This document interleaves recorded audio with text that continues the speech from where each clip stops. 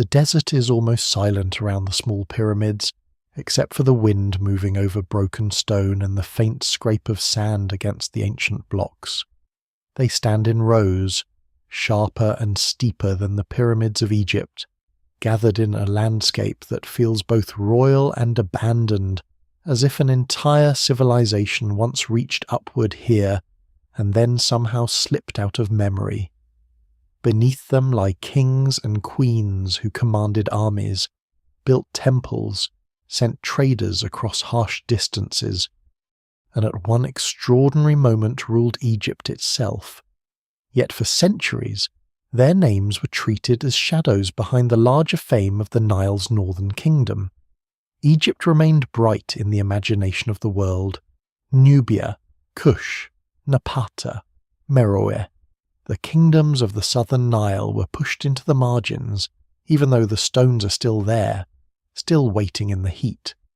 This forgotten kingdom did not merely imitate Egypt, it watched Egypt, fought Egypt, traded with Egypt, survived Egypt, and finally conquered Egypt.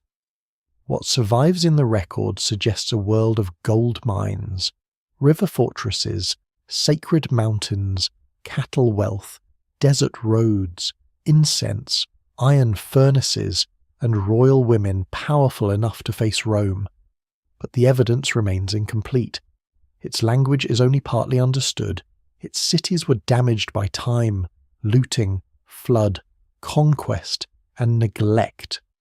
Its history has often been filtered through Egyptian, Greek, Roman, and later colonial eyes. So the story begins not with absence, but with a strange imbalance, a kingdom once strong enough to rival the greatest civilization of the ancient Mediterranean world, and yet fragile enough in memory that many people still barely know its name.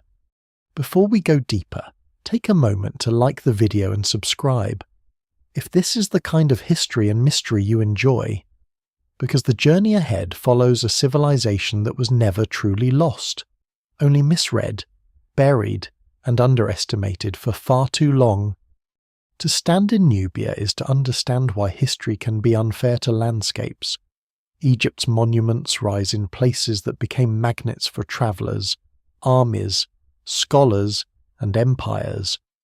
Nubia's ruins lie farther south, along a harsher, more complicated stretch of the Nile, where the river cuts through stone, bends through cataracts, and passes between desert and savanna. The land itself resists easy access. For ancient travellers, this was not simply the region beyond Egypt. It was another world of river islands, rocky channels, caravan paths, and mineral wealth. For modern historians, it became a place where clues often appeared broken apart: a cemetery here, a temple there, a royal inscription reused in another wall, a field of pyramids standing without the full voice of the people who built them. The first impression is deceptive. The pyramids of Kush are smaller than those at Giza, and for anyone trained by popular history to measure civilization by size alone, that can make them seem secondary. But size is not the whole story. These pointed tombs belong to a later chapter, after Kush had already risen, fought, adapted, moved its capital, and reimagined itself.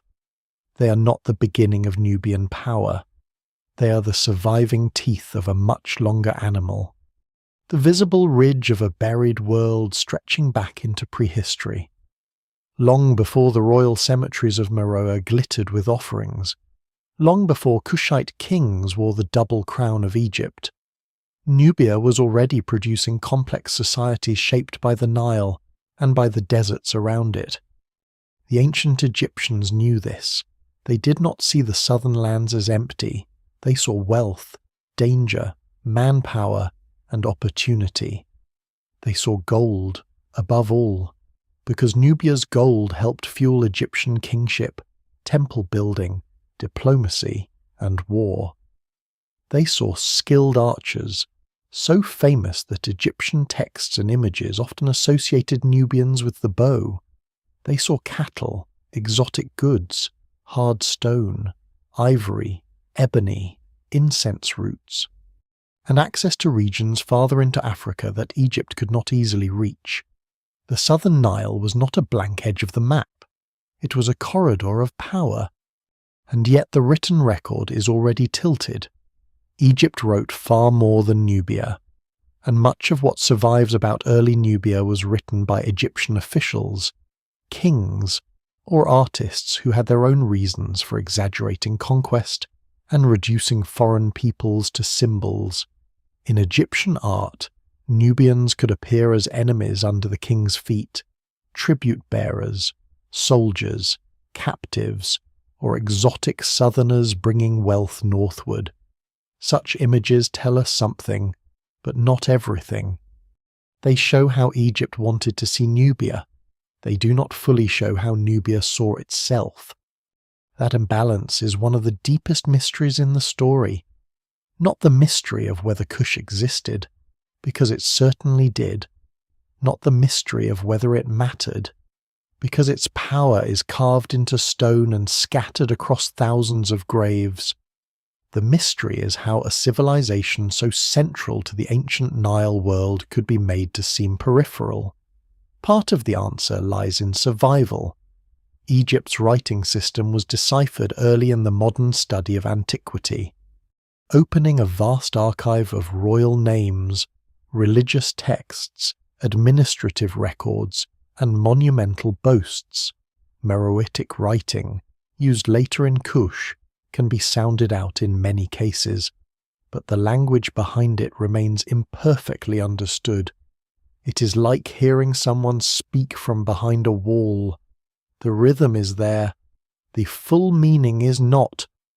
The result is a civilization that appears through flashes, a royal burial filled with objects of power, a temple relief showing a king before a god, a fortress that marks a contested frontier, a cemetery of sacrificed retainers at Kerma, raising difficult questions about belief, authority, and death, a sacred mountain at Gebel Barkal, where Kushite rulers claim divine legitimacy, a sudden northern campaign that places Nubian kings on the throne of Egypt, an Assyrian invasion that drives them back, a later capital at Meroe, where royal women become especially visible and pyramids multiply across the desert, a clash with Rome, strange and brief, involving a queen remembered by outsiders as fierce and formidable.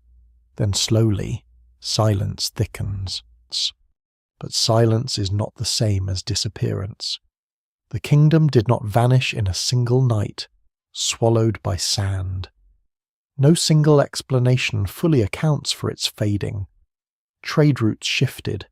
Climate pressures may have altered the balance between river, pasture, and desert. New powers rose to the east and south. The kingdom of Axum expanded. Internal changes may have weakened the old centres. The evidence remains incomplete, and scholars still debate how quickly the end came, how violent it was, and how much of Kushite life continued in transformed local traditions after royal power faded. The great mistake is to imagine erasure as a clean event.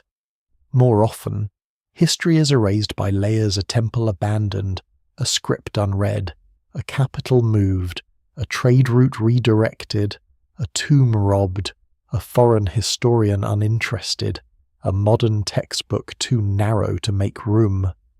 The irony is that Kush was never hidden from view. Its monuments stood in the open. Travellers saw them. Local communities lived near them. European explorers visited and often misunderstood them. Some early scholars assumed that anything impressive in Nubia must have come from Egypt, as though creativity flowed only one way down the Nile. This was not merely an archaeological error, it was a habit of imagination, shaped by old prejudices about Africa and civilization. Over time, excavation and research overturned much of that assumption. Nubia was not a passive receiver of Egyptian greatness. It was one of the engines of Nile history, sometimes influenced by Egypt, sometimes resisting it, sometimes adopting its symbols for its own purposes, and sometimes turning the old hierarchy upside down. That reversal is the image that lingers, a line of kings from the south moving northward into Egypt, not as raiders passing through, but as rulers claiming to restore order to an ancient land. They present themselves as guardians of tradition, patrons of temples, servants of Amun, legitimate pharaohs. To later observers, they become the so-called Black Pharaohs, a phrase that captures only part of the story. Their Africanness matters, because history long tried to deny it or minimize it. But they were not important only because they were black rulers of Egypt.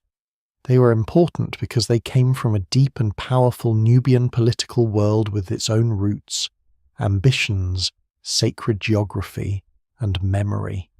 Egypt was not their beginning. It was one stage of their reach.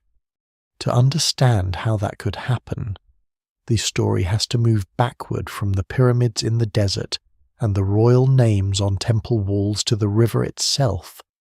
Civilizations do not rise from monuments first. They rise from water, hunger, roots, fear, exchange, and the slow gathering of people around places that can sustain them. Nubia's world begins with the Nile, but not the easy Nile of postcard Egypt. It begins with a river that narrows, breaks, foams, and twists through granite. It begins with cataracts that can block boats and shape borders. It begins with desert on both sides, but also with seasonal grasses, cattle herders, farmers, miners, soldiers, and traders learning how to survive in a land that rewards movement as much as settlement. The Forgotten Kingdom rivaled Egypt because it was born close enough to Egypt to learn from it, far enough away to remain itself, and rich enough to be desired by everyone around it. It stood at a meeting point between the Mediterranean world and deeper Africa, between river agriculture and desert mobility, between written empires and oral landscapes, between gold-bearing rock and sacred mountains. Its story is not a footnote to Egypt's. It is the other half of the Nile. The half that complicates the old picture and makes the ancient world larger, stranger, and more human. So the wind moves over the pyramids, and the desert keeps its long patience. The stones do not explain themselves easily. They never have. But they point toward a kingdom that was not supposed to be forgotten. A kingdom that once looked north toward Egypt, not with awe alone, but with calculation, rivalry, and eventually royal ambition. To follow it, the eye must leave the familiar monuments of the lower Nile and travel upstream, past the borders drawn by later maps, into the river beyond Egypt. Where gold glints in the mountains, boats struggle through broken water, and the southern Nile begins to make its own kind of power.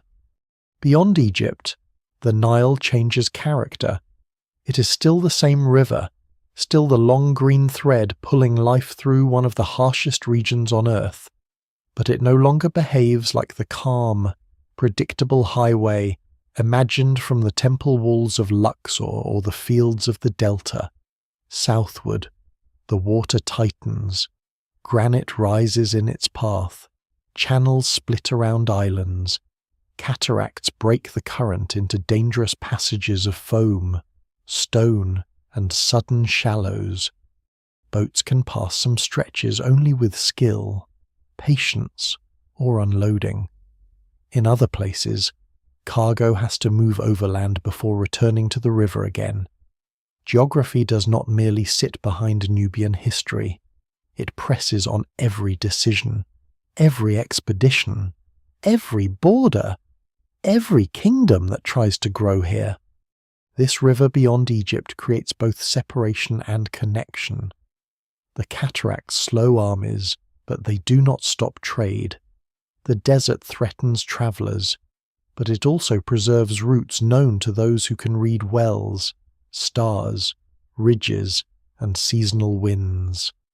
The valley narrows in places until settlement seems squeezed between water and rock, then opens into pockets where farming, cattle, and towns become possible.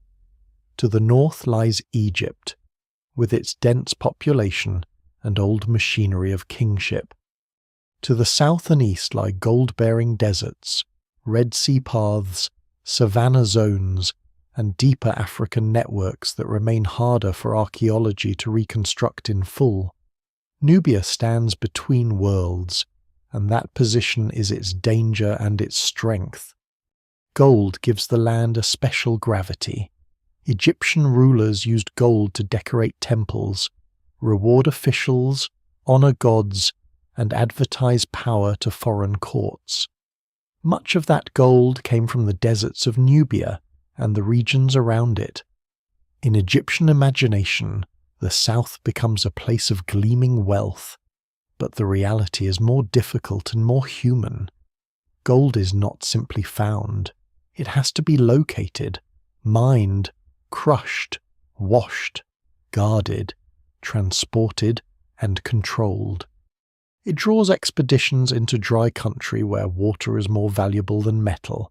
It requires labour, organisation, and knowledge of landscapes that outsiders do not easily master.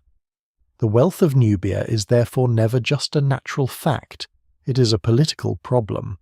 Whoever controls the mines, the roads, and the river passages controls the flow of prestige. But gold is only one part of the story. Nubia also produces cattle, and cattle carry meanings that are not limited to food. In many ancient African societies, cattle represent wealth, ritual value, mobility, marriage ties, status, and survival. Archaeologists find signs of pastoral life stretching deep into Nubia's past, and the evidence suggests that herding remained important even as towns and kingdoms grew. This matters because Nubian power does not develop as a simple copy of Egyptian farming civilization. It grows from a different balance: river agriculture, desert movement, cattle wealth, trade, and control of passage. Scholars still debate the exact relationships between early Nubian communities, but the surviving record points to societies that are flexible, connected, and far from isolated. The land also shapes warfare. Egyptian texts often emphasize Nubian archers, and this reputation was not accidental. The bow becomes one of the most persistent symbols associated with Nubia, sometimes in hostile Egyptian imagery, sometimes in military recruitment, and sometimes in the deeper identity of the region itself. Egyptian pharaohs wanted Nubian soldiers not only because Nubia was close, but because these men were valued fighters.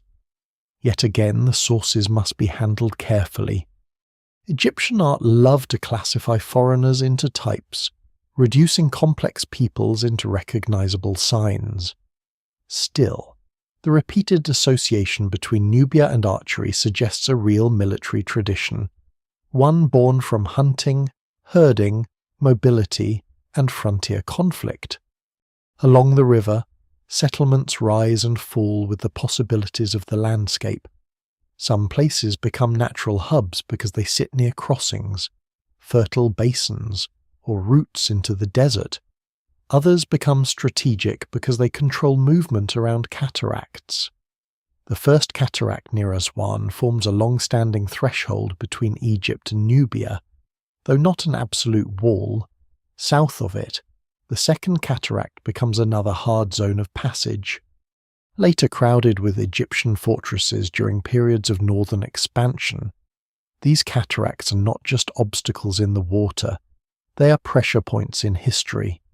A kingdom that can manage them can tax trade, block enemies, and decide who moves north or south. The environment itself has a memory longer than the kingdoms. In earlier millennia, parts of the Sahara were wetter than they are now. Ancient rock art across northeastern Africa preserves images of animals and human activities that make little sense in today's empty desert, unless the climate was once different. Lakes, grasses, and seasonal life supported populations in regions that later became brutally dry. As the Sahara dried over thousands of years, people moved toward reliable water, and the Nile became even more important. The evidence remains incomplete, but this slow environmental tightening likely helped concentrate communities along the river and reshape the human map of Nubia. A kingdom does not emerge from climate alone, yet climate can close some doors and force others open. This changing world made Nubia both vulnerable and resilient. Egypt, with its larger agricultural base, could send armies south in strong periods. But holding Nubia was another matter. The same geography that tempted conquest made control expensive. Fortresses needed supplies, garrisons needed food, mines needed protection. Local leaders had to be managed, threatened, rewarded, or replaced. When Egypt was strong, it could push deep into Nubia. When Egypt weakened, southern powers could re-emerge with startling force.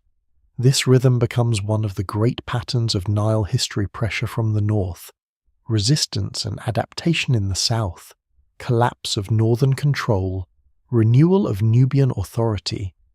The people living in this corridor were never simply waiting for Egypt to arrive. They were exchanging goods, burying elites, building traditions, forming identities, and developing political centers of their own. Their material culture changes over time, sometimes showing Egyptian influence, sometimes rejecting it, sometimes blending it into something new. Pottery styles, burial customs, architecture, jewelry, weapons, and settlement patterns all become clues, though none speaks alone. Archaeology has to assemble Nubia from fragments, and those fragments often resist simple categories. What looks Egyptian may have been adopted for Nubian purposes. What looks local may have carried meanings that no text explains. What looks like disappearance may be a change in burial fashion rather than the end of a people. The surprising detail is how early this complexity begins. Nubia is not a late historical afterthought that becomes important only when Kushite kings conquer Egypt. Long before that dramatic reversal, the southern Nile contains powerful communities capable of a long-distance exchange and impressive organization. Some early Nubian burials include rich goods and signs of hierarchy. Some settlements suggest control over trade and labor. The roots of later Kush lie in this deeper past. In a landscape where the river teaches people to think in corridors, barriers, and thresholds. So the Nile beyond Egypt becomes more than a setting. It is the engine of the story. Its broken passages protect and divide. Its banks feed farmers and herders. Its deserts hide gold and danger. Its roots carry ivory, incense, stone, cattle, soldiers, ideas, gods, and royal ambitions. Egypt looks south and sees a frontier of wealth. Nubia looks north and sees a neighbor, a threat, a market, and eventually a prize. Between them flows a river that never belongs completely to either one. And along that river the first great Nubian kingdom begins to take shape, not as a shadow of Egypt, but as a power formed by stone, water, heat, and the stubborn intelligence of people who know how to live where the world narrows. Far upstream from Egypt's old centers of power, where the Nile bends through a region of fertile pockets and desert edges, Kerma begins to rise. It does not appear all at once, and it does not announce itself with a single founding legend carved neatly into stone. Like many ancient kingdoms, it gathers itself slowly from settlement, trade, ritual, labor, and authority. What survives in the record suggests a place that grows important because people, goods, animals, and ambitions keep passing through it. Over generations, that movement hardens into power. A town becomes a centre becomes a capital becomes the heart of a kingdom strong enough to concern Egypt. Kerma sits in Upper Nubia, in what is now northern Sudan, near a broad stretch of the Nile where agriculture can support a dense community. Around it, the desert is never far away. This matters because Kerma's wealth does not come from farming alone. It is positioned to draw strength from multiple worlds at once: river cultivation, cattle herding, desert routes, mineral resources, and exchange with lands farther south and north. Its rise reminds us that civilization does not require a single formula. Egypt's power depends heavily on the long agricultural floodplain and a centralized written state. Kerma's power appears more hybrid, more tied to mobility, cattle, trade, and a political culture whose deepest meanings are harder to recover because its own written voice has not survived in the same way. The archaeology of Kerma is striking. There are massive mud brick structures known today as defufas, a word used for the great remains that still dominate the site.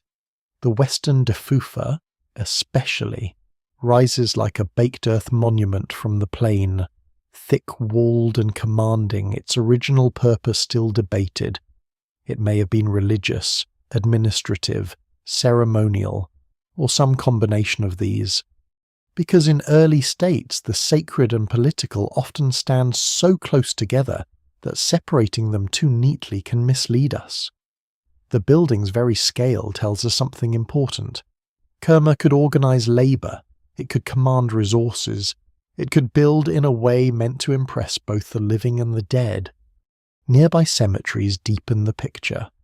Some royal burials at Kerma are immense, with tumuli that once covered graves of extraordinary status. These tombs contain beds, weapons, pottery, ornaments, sacrificed animals, and in some cases the remains of people who appear to have died as part of funerary rites. That detail is unsettling, and it should be. It opens a window into a system of belief and authority very different from the modern world. Retainer sacrifice, where individuals are buried with a ruler or elite figure, suggests that the death of a king was not understood as a private end. It was a cosmic and political event requiring an entourage into the afterlife, or at least a public display of power so overwhelming that even death became a stage for hierarchy. Scholars still debate exactly how these deaths should be interpreted, how voluntary or forced they were, and what rituals surrounded them. But the evidence makes one point difficult to avoid. Kerma's rulers possessed formidable authority. The richness of Kerma burials also shows connections beyond the local landscape. Objects and materials point to exchange networks reaching north toward Egypt, and south or east into African regions that remain less visible archaeologically. Egyptian goods appear, but their presence does not mean Egyptian control. In fact, one of the great lessons of Kerma is that imported objects can be used by local elites for local purposes. A finely made Egyptian item in a Nubian grave may signal trade, diplomacy, prestige, capture, or imitation, but it does not automatically signal dependence. Kerma absorbs influences without disappearing into them. This is where the older habit of telling Nile history from north to south begins to fail. If Egypt is treated as the source of all complexity, then Kerma looks like a receiver. But the evidence suggests something far more interesting. Kerma is an independent power, with its own forms of kingship, its own burial traditions, its own architecture, and its own political reach. Egyptian texts sometimes refer to southern enemies and campaigns, but from Kerma's side the story is not preserved in royal inscriptions. The kingdom has to be reconstructed from the ground, from walls, graves, ceramics, bones, seals, fortifications, and the pattern of contact and conflict. The silence is not emptiness. It is a different kind of archive. By the 2nd millennium BCE, Kerma becomes impossible for Egypt to ignore. It controls territory and routes that matter deeply to Egyptian interests. It sits near the zones through which gold, cattle, ivory, ebony, and other valued materials move. It can threaten Egyptian access southward. It can ally with groups hostile to Egypt. During periods when Egypt is divided or weakened, Kerma appears to expand its influence. Some evidence suggests it may have pushed northward into Lower Nubia, challenging Egyptian control around the cataract zones. No single explanation fully accounts for its rise, but geography, trade, local authority, and Egypt's fluctuating strength all play their part. One of the lesser-known but revealing details about Kerma is its distinctive pottery. Kerma ceramics are often elegant, thin-walled, and highly polished, sometimes with black tops and red bodies, showing technical skill and aesthetic confidence. Pottery may sound humble beside gold and royal tombs, but in archaeology it can be one of the clearest fingerprints of a culture. Styles travel, techniques endure. Everyday vessels show habits of food, storage, exchange, and identity. The beauty of Kerma pottery reminds us that this kingdom was not merely militarily or commercially significant. It had a material culture of its own, recognizable and refined. Kerma's defences also speak. The city was protected by walls, ditches, and controlled spaces, suggesting both wealth and danger. A powerful capital attracts enemies. It must defend stores, elites, workshops, religious spaces, and the routes that feed it. The fortifications are not just military features, they are statements of organization. They imply planning, labor, and authority concentrated enough to reshape the settlement itself. In the heat and dust of Nubia, mudbrick becomes political language. As Kerma grows, Egypt passes through its own cycles of strength and fragmentation. When Egypt is unified and aggressive, Nubia faces pressure. When Egypt weakens, Nubian power has room to breathe. This rhythm is crucial because Kerma reaches one of its greatest moments during a period when Egypt is not fully stable.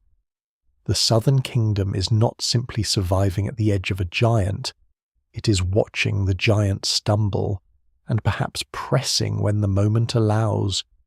What survives in the record suggests that Kerma was part of a wider political world in which Egypt was not always the only actor setting the terms. Yet Kerma's success also makes it a target. Egypt's desire for Nubia's resources and routes does not fade. The stronger Kerma becomes, the more dangerous it looks from the north. To Egyptian kings, a powerful Nubian state is not merely a neighbor. It is a rival controlling access to wealth and standing in the way of imperial ambition. Over time, this tension sharpens into conquest. The same river that carries trade can carry armies. The same cataracts that protect can be fortified and crossed. Kerma's rise, brilliant and independent, leads directly into one of the harshest transformations in Nubian history, the moment when Egypt stops looking south with hunger alone and begins building a colonial world along the Nubian Nile. But before that pressure closes in, Kerma stands as proof that the southern Nile could generate kingship on its own terms. Its great mud-brick monuments rise under the sun. Its cemeteries hold rulers buried with terrifying ceremony. Its artisans shape vessels of remarkable grace. Its elites draw goods from distant routes and turn them into local power. Its people build a kingdom in a landscape that outsiders often misunderstood as merely frontier. Kerma is not a prelude in the minor key. It is the first great demonstration that Nubia can rival Egypt not by becoming Egypt, but by becoming something Egypt has to fear. Egypt looks south with a mixture of desire and unease.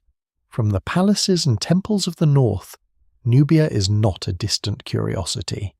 It is close enough to matter, rich enough to tempt, and strong enough at times to threaten the order Egyptian kings claim to protect. The Nile carries this tension in both directions. Goods move northward, influence moves southward, soldiers cross borders, traders test routes, and royal officials keep turning their attention toward the lands beyond the cataracts. To Egypt, Nubia is a frontier, but it is never only a frontier, it is a source of wealth, a military zone, a symbolic opposite, and a mirror in which Egyptian power can prove itself. The attraction begins with materials. Gold is the most famous, and for good reason. Egyptian religion and kingship are saturated with gold's meaning. It is the flesh of the gods, the shine of eternity, the metal that does not tarnish in the ordinary way. Temples need it. Royal tombs demand it. Diplomacy consumes it, and kings use it to make visible the claim that their power belongs to a divine order. Nubian gold, drawn from deserts and hard country, feeds that system. But every piece that reaches Egypt carries an invisible chain behind it. Miners, guards, water carriers, desert guides, officials, pack animals, river transport, and armed force. The glitter in a temple chamber begins in places where survival depends on knowing where the next well lies. Egyptian interest reaches beyond gold. Nubia provides access to ebony, ivory, incense, animal products, hard stones, and goods from regions farther south. Some of these items are luxuries, but luxuries in the ancient world are rarely just decoration. They are political tools. A king who distributes rare things builds loyalty. A temple filled with foreign materials makes a religious claim about cosmic reach. A court that receives exotic goods from the edge of the known world tells itself that order has triumphed over distance. Nubia becomes one of the routes through which Egypt imagines and performs greatness. Yet Egypt also sees soldiers. Nubian archers become prized and feared. Their image appears again and again in Egyptian art and writing, sometimes as enemies, sometimes as recruits, sometimes as part of Egypt's own military machine. This double role is revealing. The same people Egyptian kings depict as defeated foreigners can also serve in Egyptian armies. The border is therefore not a simple line between two sealed worlds. It is porous, practical, and constantly negotiated. Men who know the bow, the desert, and the southern routes are useful. Egypt may claim superiority in its monuments, but its empire needs people from the very lands it portrays as conquered. The fascination is also psychological. Egyptian kingship depends on the idea of order defeating chaos. Foreign lands are often shown as chaotic places brought under control by the pharaoh. Nubia, like Libya and parts of Asia, becomes part of this symbolic geography. On temple walls, the king smites enemies, captives kneel, foreign chiefs bring tribute. The images repeat because they are not merely records of events, they are rituals in stone. They tell the world that the pharaoh controls the edges. Nubia's existence as a powerful southern neighbour gives Egyptian kings a stage on which to display dominance. But the repetition of domination imagery may also reveal anxiety. A border that has to be conquered again and again is rarely as settled as the victor claims. Egyptian expeditions into Nubia begin early and continue in different forms across centuries. Sometimes they're trading missions, Sometimes they are mining operations, sometimes they are punitive campaigns, sometimes they become full military occupation. The pattern changes with Egypt's internal strength. Strong dynasties push south. Weaker periods lose grip. Officials leave inscriptions at rocks, roots, forts, and temples, marking presence in landscapes that are difficult to hold. What survives in the record suggests a long contest over movement: who controls the river, who controls the desert roads, who controls the mines, who decides what flows north. There is a lesser-known human side to this contact that often disappears behind royal claims. At the frontier, people live in mixed worlds. Traders learn foreign words. Soldiers marry or form local ties. Craftsmen copy styles from objects that arrive by exchange or conquest. Nubian elites may adopt Egyptian goods because they are useful symbols of status, while Egyptians stationed in Nubia may adapt to local conditions. The archaeological record shows blending, but blending does not mean harmony. Cultural exchange can happen under pressure, under occupation, through unequal trade, or through strategic imitation. A Nubian leader buried with Egyptian objects may be showing alliance, rivalry, or mastery of a foreign prestige language. The evidence remains incomplete, and the meaning shifts from place to place. Egypt's southern frontier becomes especially intense around the cataracts. These broken water zones are natural choke points, and whoever controls them can shape the movement of goods and armies. Fortresses appear as the Egyptian state grows more determined to hold Nubia. They are not romantic ruins in their own time. They are instruments of surveillance and extraction. They store grain, house soldiers, monitor traffic, and project authority into a land that does not easily submit. The walls say that Egypt wants Nubia badly enough to build permanent teeth into the river valley. But fortresses also admit a truth: Egypt cannot rely on prestige alone. It needs architecture, garrisons, supply lines, and bureaucracy to maintain control. A ruler can carve a scene of easy victory, but a fortress is evidence of difficulty. It marks fear as much as triumph. The southern Nile is valuable, but value creates resistance. Local communities do not simply vanish when Egyptian officials arrive. They adjust, negotiate, evade, cooperate, rebel, and remember. Egyptian power may dominate certain periods, but Nubian society continues beneath and around it. The Egyptian view of Nubia is therefore full of contradictions. Nubia is portrayed as inferior, yet its goods are precious. Its people are shown as defeated, yet its soldiers are recruited. Its land is imagined as foreign chaos, yet Egyptian kings need it to sustain order at home. It is treated as a margin, yet the margin contains the gold that brightens the center. This contradiction will shape everything that follows.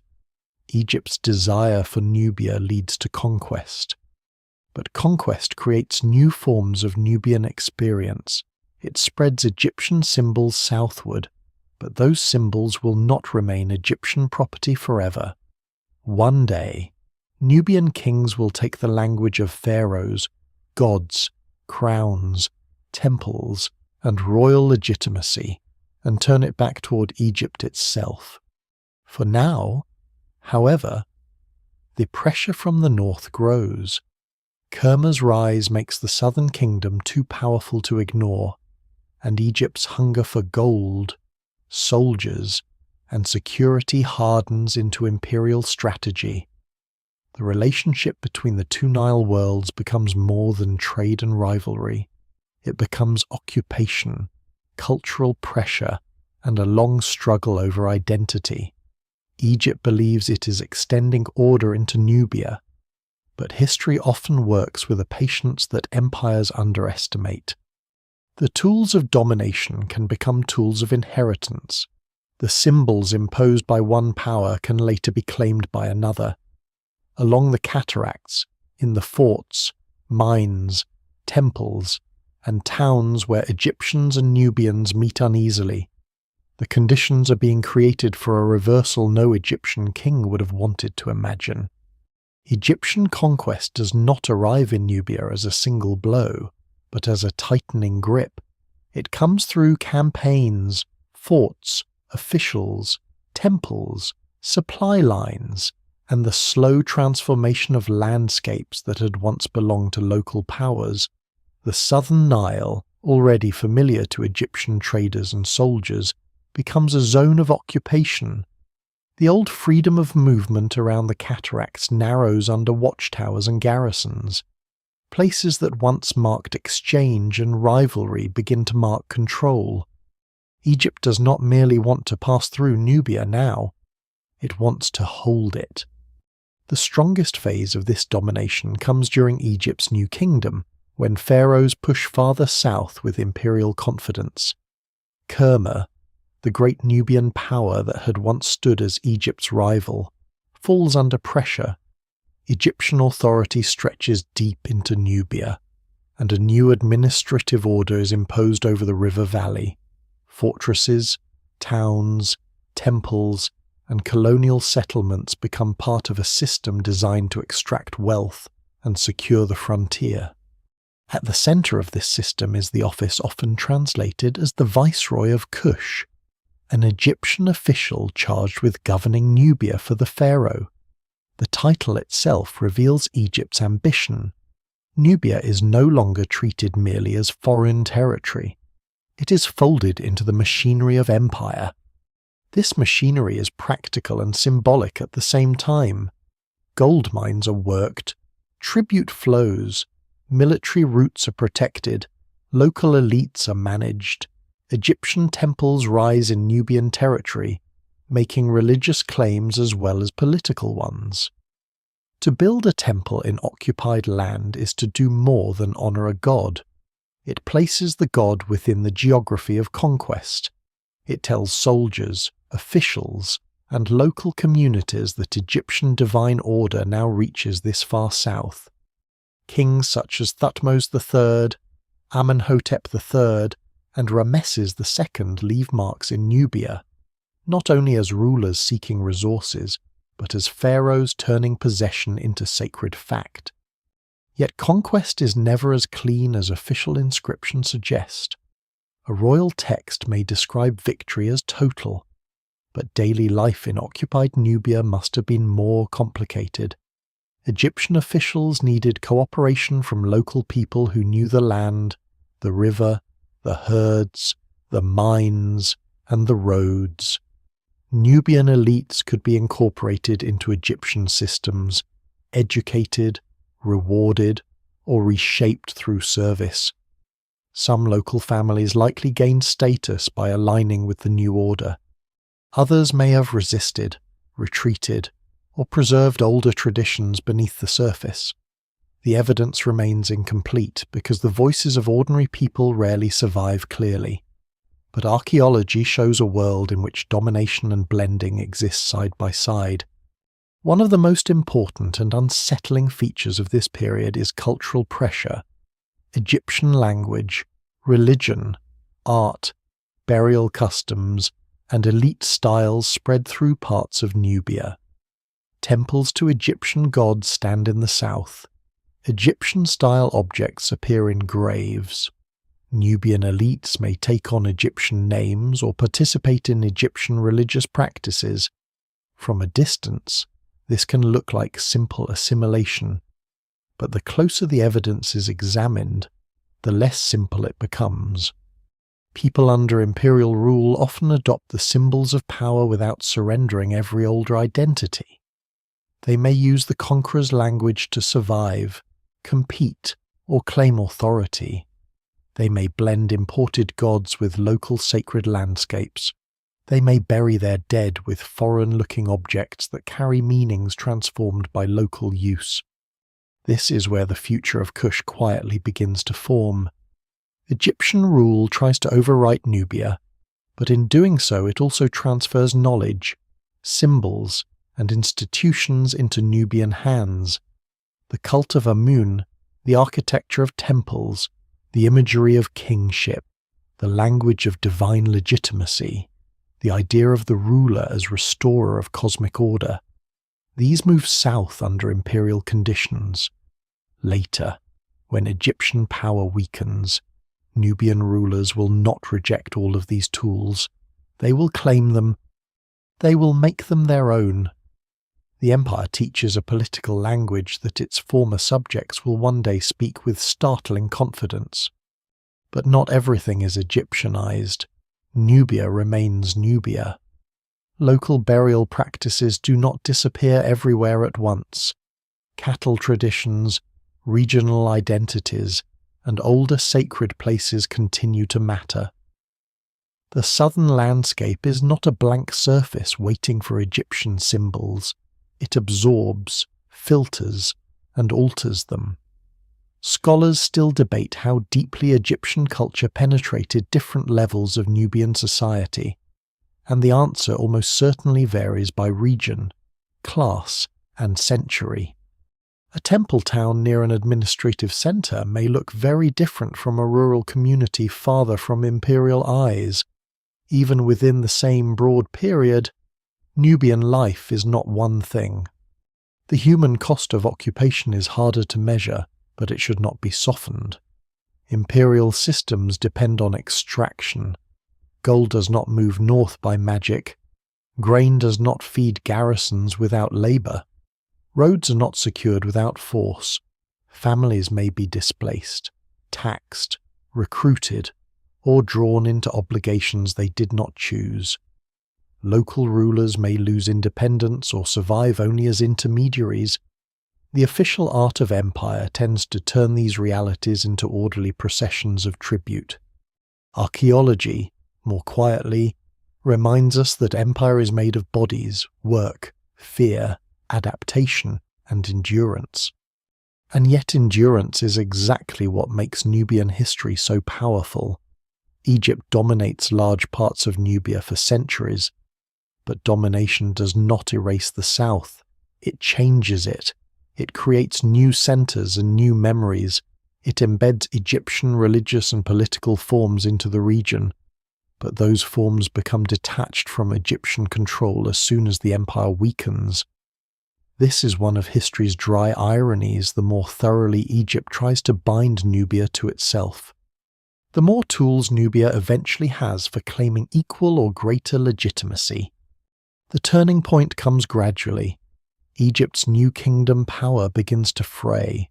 Internal tensions, economic strains, succession problems, foreign pressures, and wider late Bronze Age disruptions weaken the state. The great imperial reach contracts. Garrisons become harder to maintain. Administrative control thins. Temples remain, but the political force behind them loses strength. In Nubia, this weakening opens space. The old occupied land does not simply collapse into emptiness. Local authority reforms. Sacred places retain power. Elite traditions continue, now carrying both Nubian roots and Egyptian inheritance. What survives in the record suggests a period of transition that is still difficult to reconstruct in full. There are gaps, uncertainties, and debates over chronology and continuity. But the larger pattern is clear enough: Egypt's hold breaks, and Nubian power returns. Not as Kerma reborn in the same form, and not as Egypt copied exactly, but as something new shaped by both memory and conquest. The South has endured the empire. It has learned from it, suffered under it, and outlasted it. In the silence after Egyptian withdrawal, the river does not become empty. Temples still cast shadows. Old roots still carry goods. Priests still guard sacred traditions. Local elites still compete for authority. The mountain later known as Gebel Barkal rises near the Nile, its strange pinnacle catching the eye like a natural monument. For Egyptians, it had been connected with Amun. for Nubians, it becomes something even more central, a sacred anchor around which a renewed kingdom can gather. The conquest has ended, but the symbols remain alive, out of that mixture of survival, memory, and opportunity. Nubia begins to rebuild itself, and the kingdom that will one day march into Egypt starts to take shape in the south. When Egypt's grip loosens, Nubia does not return to the past exactly as it was.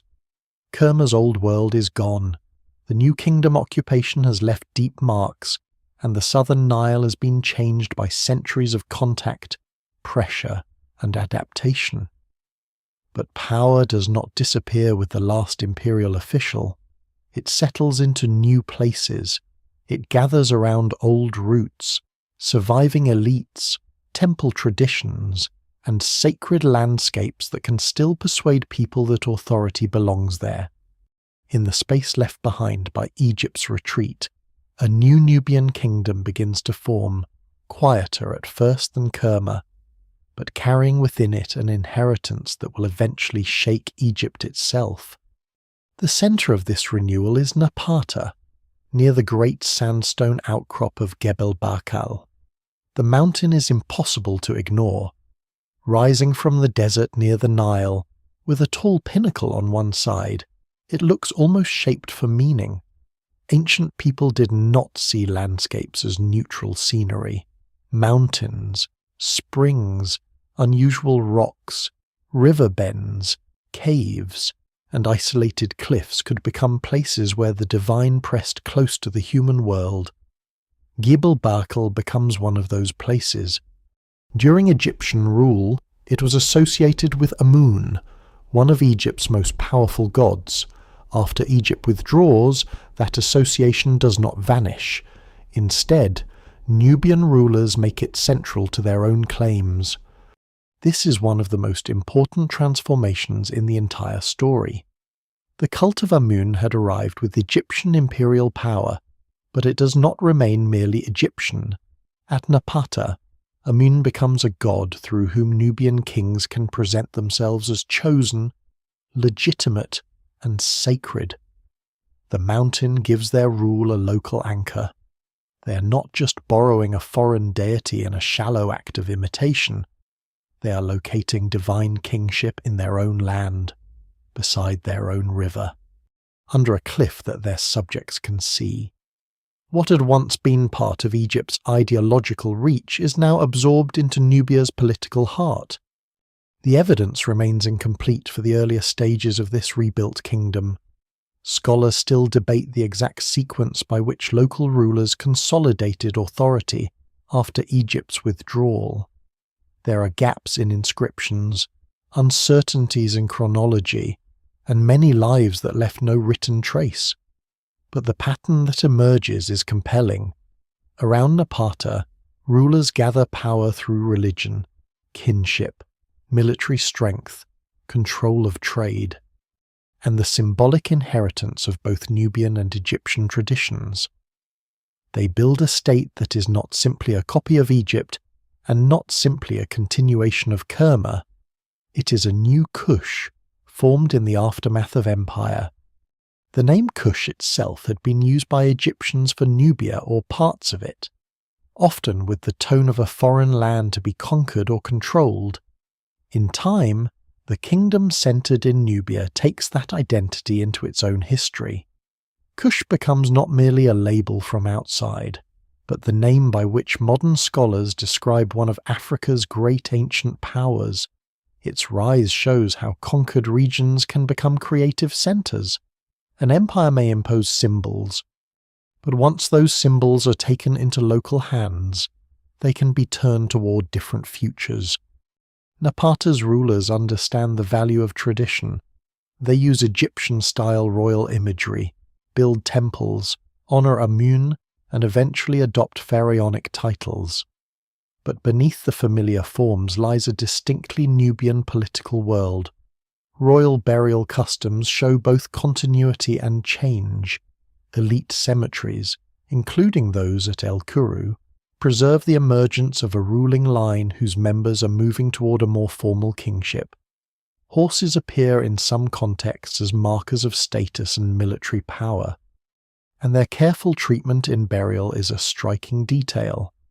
These animals are not just tools of war or transport, they are part of royal display, evidence that prestige in early Kush includes elements beyond the older Egyptian script of kingship. Cattle, too, remain important in the wider Nubian world. Even as kings embrace temple ideology and monumental forms, the deep economic and symbolic importance of herding does not simply disappear. This coexistence matters because it prevents the story from becoming too neat.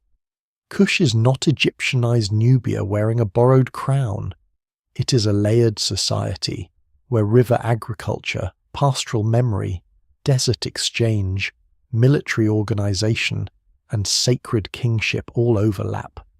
What survives in the record suggests a kingdom able to speak multiple languages of power at once. The political timing is crucial.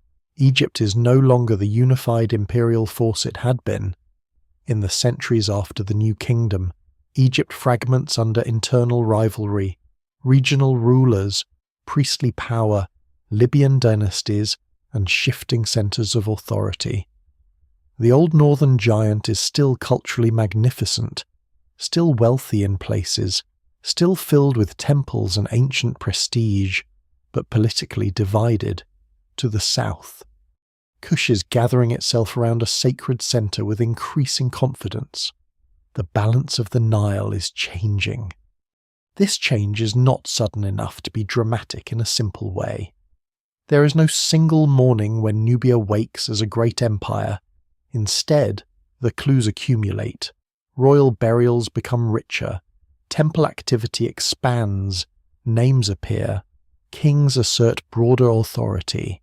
Nubian rulers connect themselves to Amun and to a sacred geography that legitimizes expansion.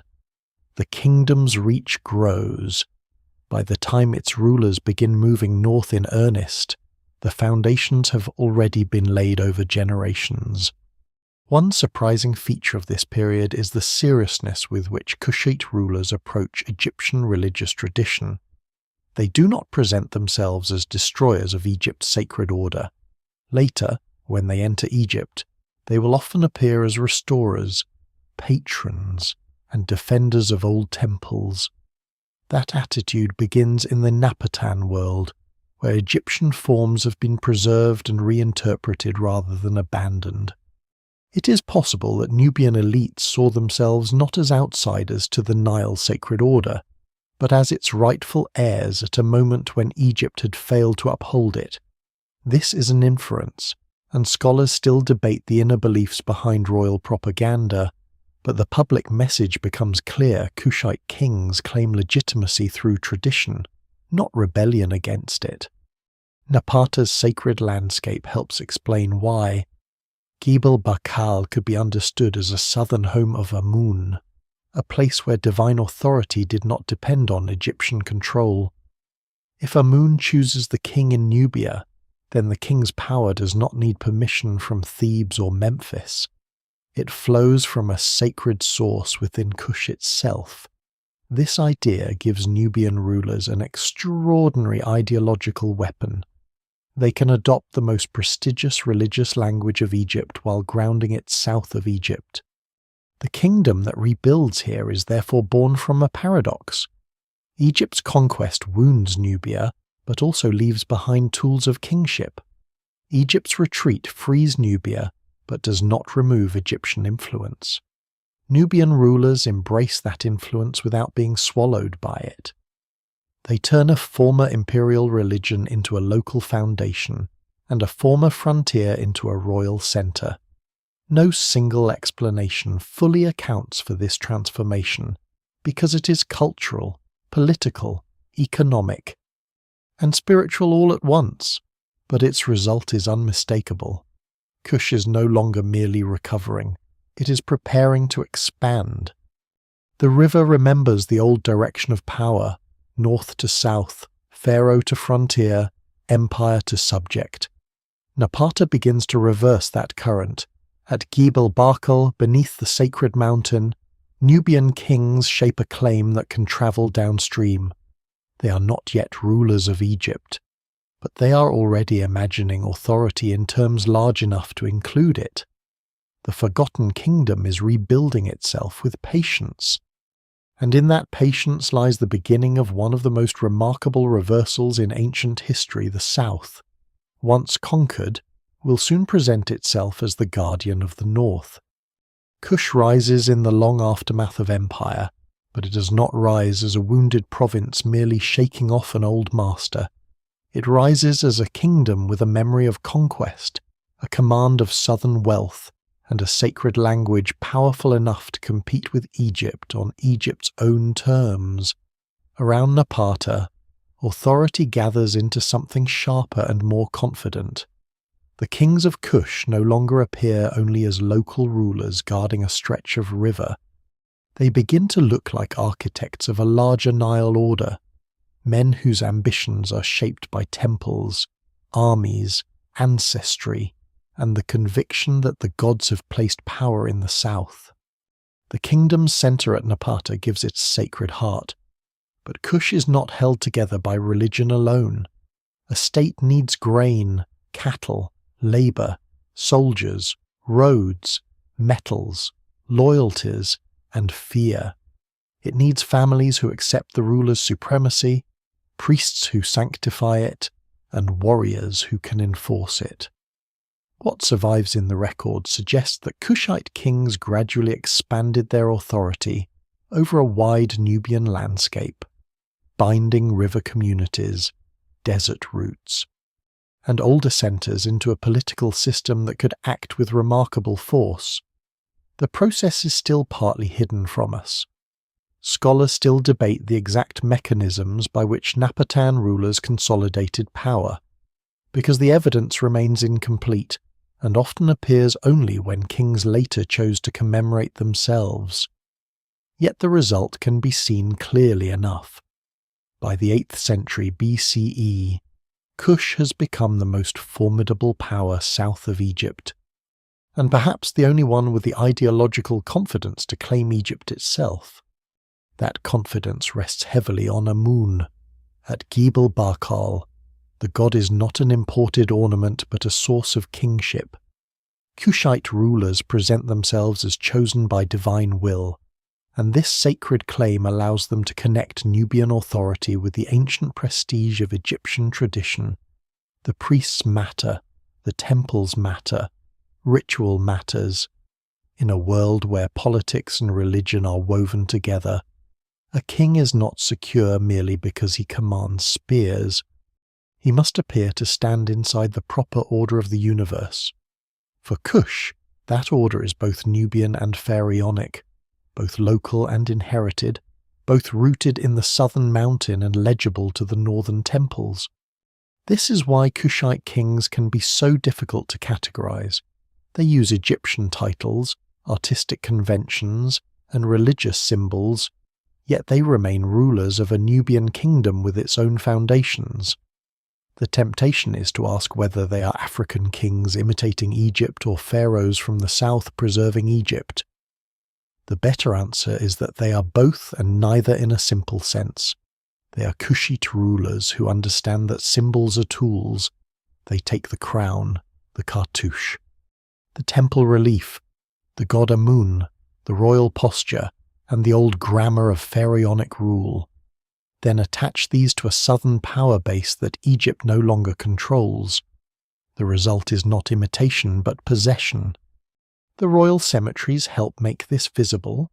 At El Kuru and later Nuri, the dead kings and queens of Kush are buried in ways that reveal a changing royal identity. Pyramid burial appears, Egyptian funerary ideas enter the royal sphere, and yet the overall picture remains distinctively Kushite. Some early royal tombs include features that do not simply mirror Egyptian practice.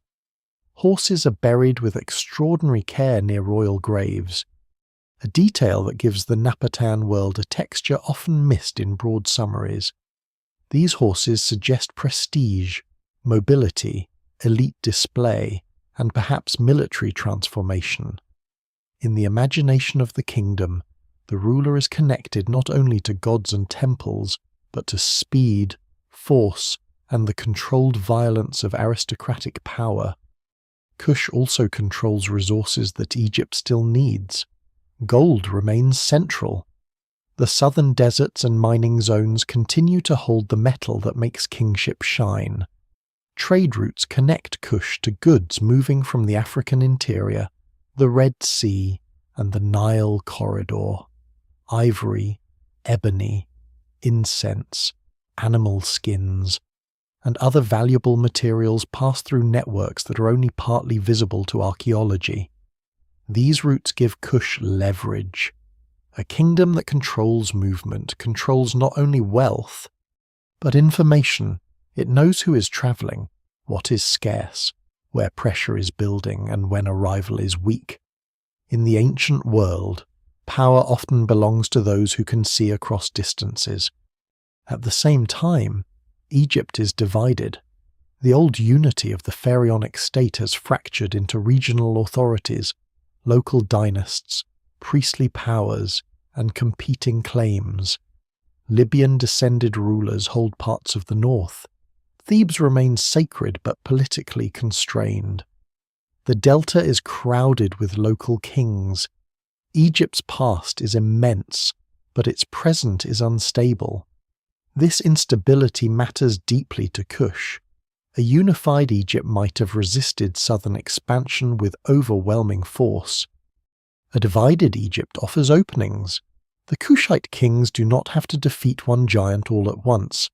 They can move into a landscape already broken into pieces. Still, the Kushite move north is not simply opportunistic conquest. It is framed as restoration. This is one of the most fascinating elements of their rise. Later Kushite rulers portray themselves as defenders of proper worship, patrons of temples, and restorers of order in a land that has fallen into disorder.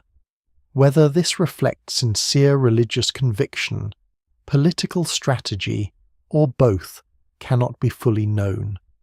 Ancient kings rarely separate belief and propaganda in ways that satisfy modern categories. But the message is powerful. Kush does not announce itself as a barbarian force invading Egypt. It presents itself as the cure for Egypt's own failure. The king who stands at the edge of this transformation is often associated with the line that includes Alara and Kashta, shadowy figures in some respects, yet crucial to the formation of the dynasty. Alara is remembered later as an ancestral founder, though the details of his reign remain uncertain. Kashta appears to have extended Kushite influence northward, perhaps into Upper Egypt, and his name itself has been linked with the idea of Kush. The evidence is not complete enough to let us follow every campaign or negotiation, but the direction of movement is unmistakable. Kush is reaching toward Thebes. Thebes is not just another city. It is the great religious capital of Amun, filled with temples, priestly authority, and memories of Egypt's imperial glory. To influence Thebes is to touch the sacred nerve of Egypt. Kushite rulers understand this. Their devotion to Amun gives them a bridge into Theban religious politics. Through temple patronage, alliances, and perhaps pressure, they begin to insert themselves into Egyptian affairs not as outsiders with no claim, but as southern servants of the same god. This is subtle power, and in some ways more effective than conquest alone. The gate into Egypt is not only military, it is theological. One lesser known but revealing institution is the role of the god's wife of Amun, a powerful priestly office at Thebes held by royal women. Control or influence over this office could help legitimize political authority in Upper Egypt. Kushite involvement in Theban religious life shows that their rise is not merely a story of armies marching north. It is also a story of ritual adoption, elite placement, and sacred diplomacy. Royal women, priestesses, and temple households become part of the machinery by which Kush enters Egypt. Power flows through family lines and religious offices as much as through battlefields. By the time Pa emerges, Kush has already built the foundations for a northern campaign. He inherits not a vague tribal force, but a kingdom with sacred legitimacy, royal tradition, military capacity, and a clear sense of mission. Pa's famous campaign into Egypt will later be recorded in language that presents him as pious, disciplined, and chosen by Amun. The inscription is royal propaganda, of course, and must be read with care. Yet propaganda works only when it draws from values an audience recognizes. Pa's claim to restore order makes sense because Egypt is visibly divided, and because Kush has learned to speak the old sacred language fluently. Here the story tightens. For centuries, Egypt had looked south and seen a source of gold, soldiers, and tribute. It had carved Nubians as captives, built forts in their land, and treated the southern Nile as something to be mastered. Now a Nubian kingdom stands at the threshold of Egypt, carrying the god Amun in its own royal heart, holding the wealth of the south and watching the north fracture. The old direction of domination has reversed so gradually that it must have seemed impossible until it happened. Kush is no longer the frontier. Kush is the power with a vision of the whole Nile.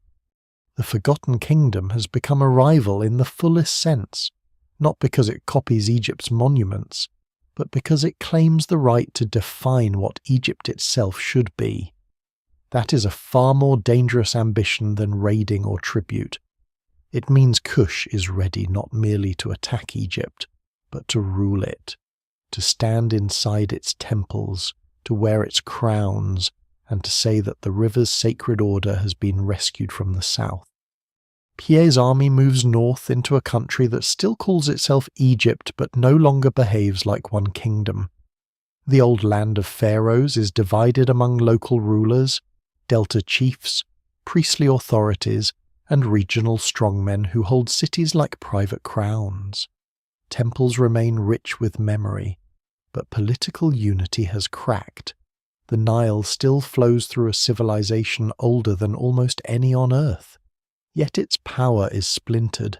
From Kush, this fracture is not only a weakness to exploit, it is a sacred disorder to correct. That is how Pa presents it, and even if royal language polishes the truth until it shines, the claim itself reveals the scale of his ambition. He does not enter the story as a foreign raider seeking plunder and retreat. He comes as a king already certain of his legitimacy, a ruler of Kush chosen by Amun, convinced that Egypt has fallen into improper hands. His campaign is known largely from the Victory Stela, an inscription set up at Gebel Barkal, and like all royal monuments, it must be read with caution. It is not neutral reporting. It is a political and religious performance carved for memory. But it remains one of the most vivid surviving windows into the Kushite conquest of Egypt, because it shows not only events, but attitude. Pa wants the world to see him as disciplined, pious, restrained, and more truly pharaonic than the men he defeats. The movement north unfolds through submission, siege, negotiation, and ritual. Cities resist, then yield. Local rulers calculate whether defiance is worth the cost. Thebes, the sacred city of Amun, already leans toward Kushite influence, and that matters enormously.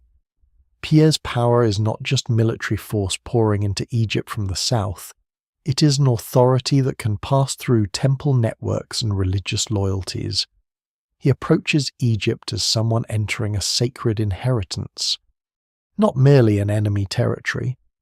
What survives in the record suggests that he pays careful attention to purity, offerings, and proper worship. Whether every detail happened exactly as described is uncertain, but the image is deliberate. The Nubian king is the one who respects Egypt's gods correctly.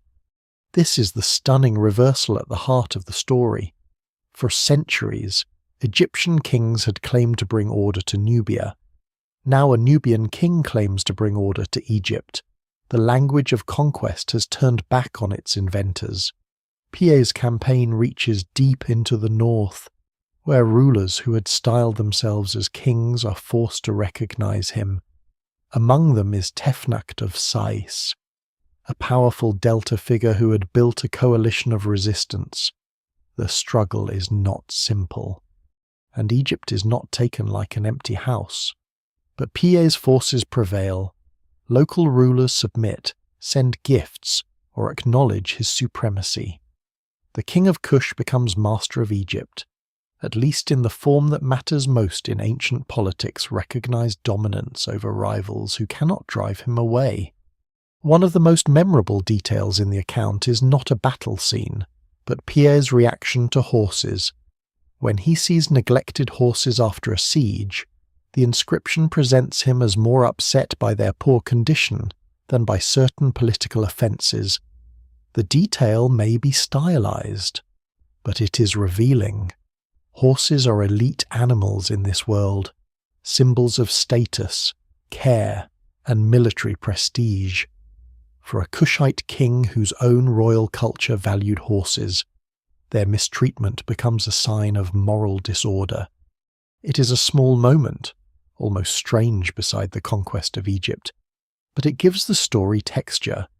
Piè is not only conquering cities, he is judging them. After his victory, Piè does something that can surprise modern expectations. He does not permanently settle in Egypt as a conventional occupying monarch. He returns south to Kush. This has puzzled and fascinated historians. If Egypt is the grand prize, why go home? The answer may lie in how Piè understood kingship. Napata and Gebel Barkal are not secondary to him. They are the sacred base of his authority. Egypt is not the place that makes him legitimate.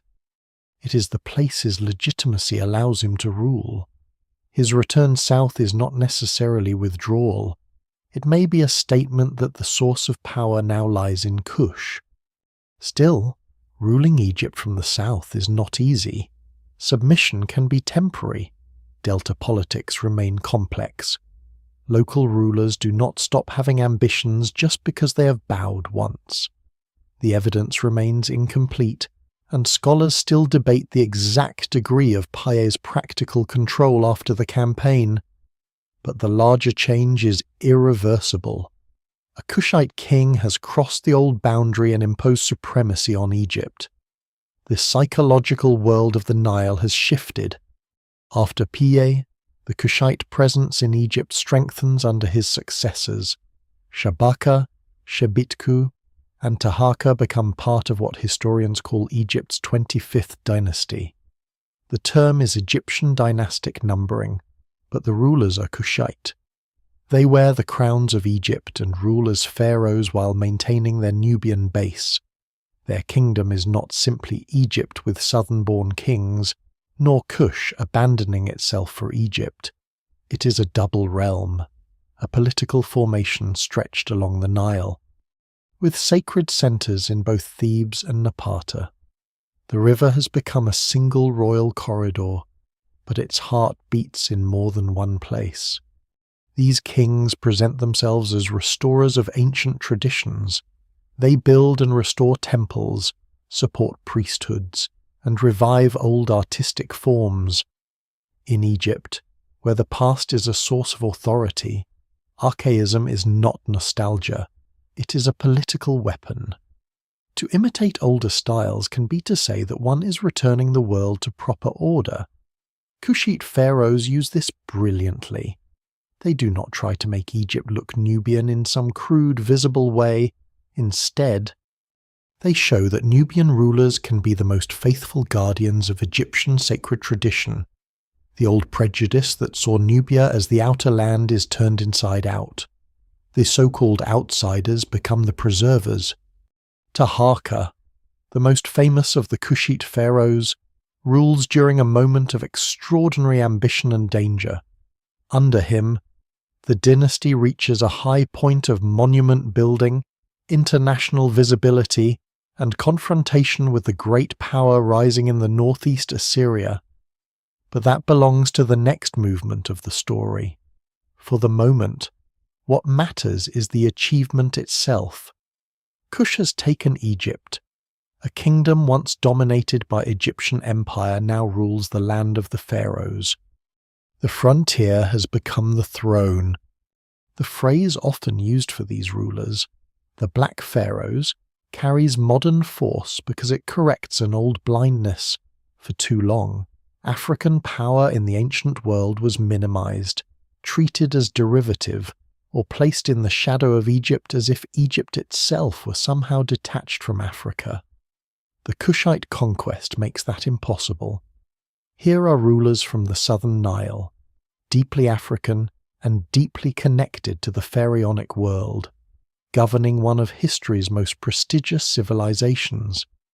But the phrase can also flatten them if used carelessly. They were not important only as a racial correction to modern misunderstanding.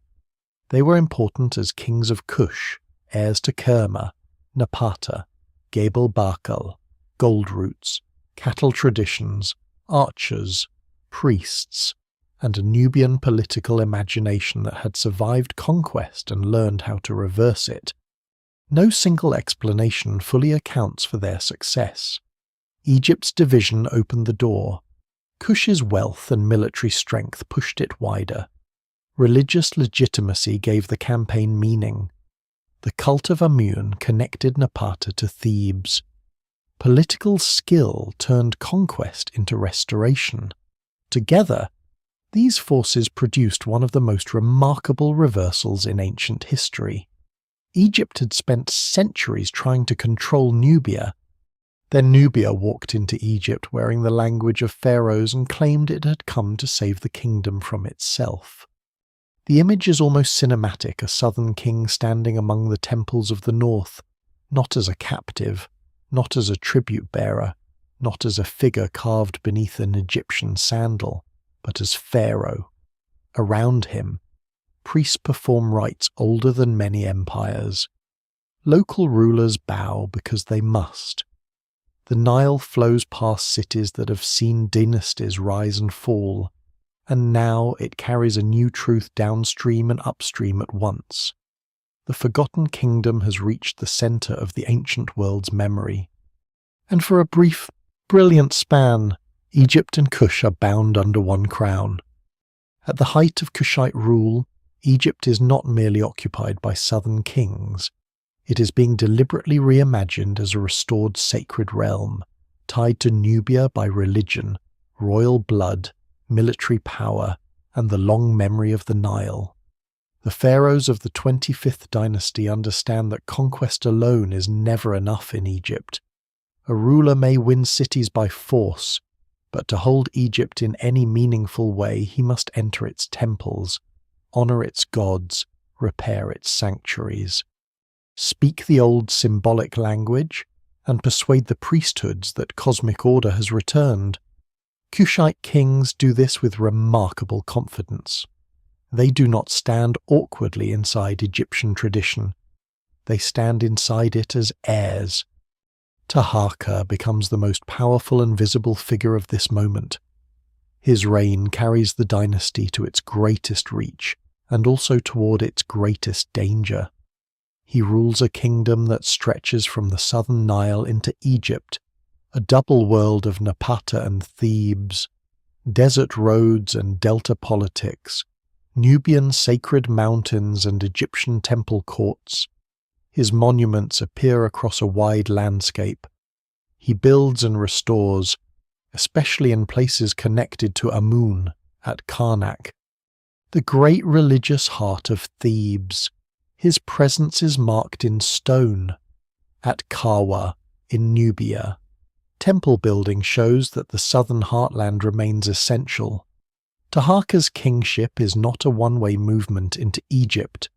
It is a two-centered power, constantly drawing authority from both north and south. The building matters because monuments are not silent decoration in the ancient world. They are claims made durable: a column, a chapel, a relief, a temple court.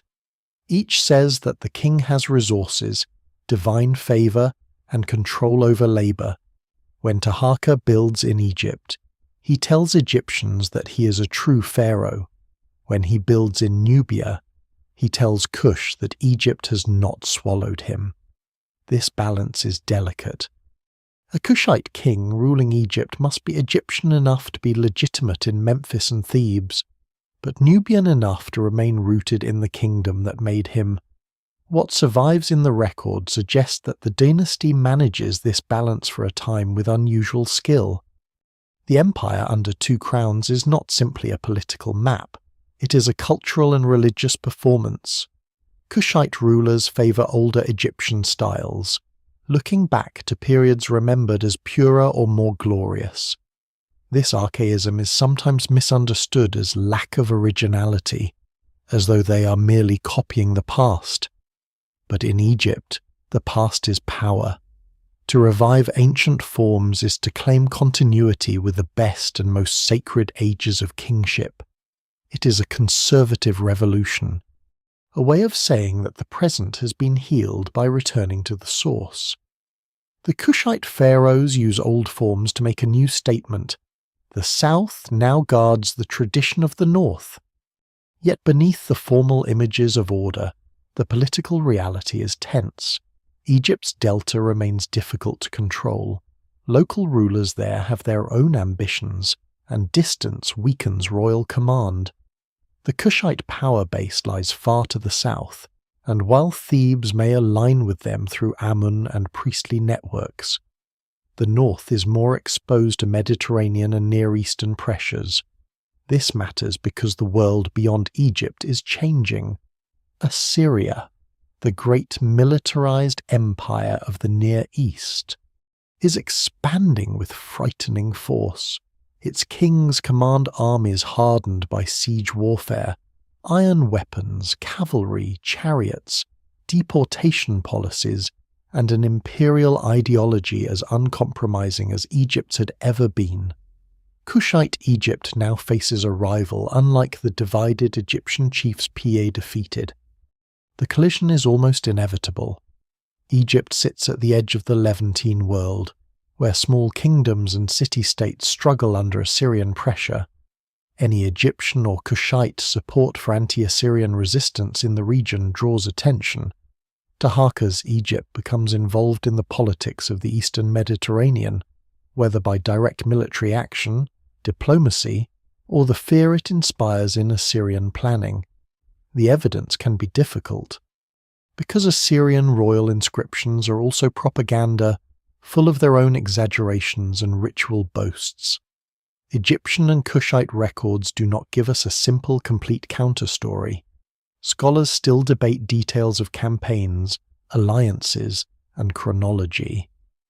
But the larger fact is clear: the Kushite pharaohs are no longer dealing only with Egyptian fragmentation. They are confronting an empire built for relentless expansion. For a time, Taharqa's prestige is immense. His name is remembered beyond Egypt. His reign is long enough to allow building, organization, and international engagement. Some traditions outside Egypt preserve echoes of his involvement in Near Eastern affairs, though these must be handled carefully because later memory can blur events. Still, the image of Taharqa as a great southern pharaoh confronting Assyria is not invented from nothing. He stands at one of those dangerous crossroads where local kingship becomes global politics, at least by ancient standards. Kush has risen so high that it now attracts the attention of the most powerful military machine of the age. This is the paradox of success. When Kush ruled only the southern Nile, it could grow in the shadow of Egypt. When it took Egypt, it inherited Egypt's enemies, obligations, and exposed frontiers. The crown of the pharaoh brought prestige, but also danger. To rule Egypt is to be drawn into the Levant, the Mediterranean, the Red Sea, and the rivalries of great kings.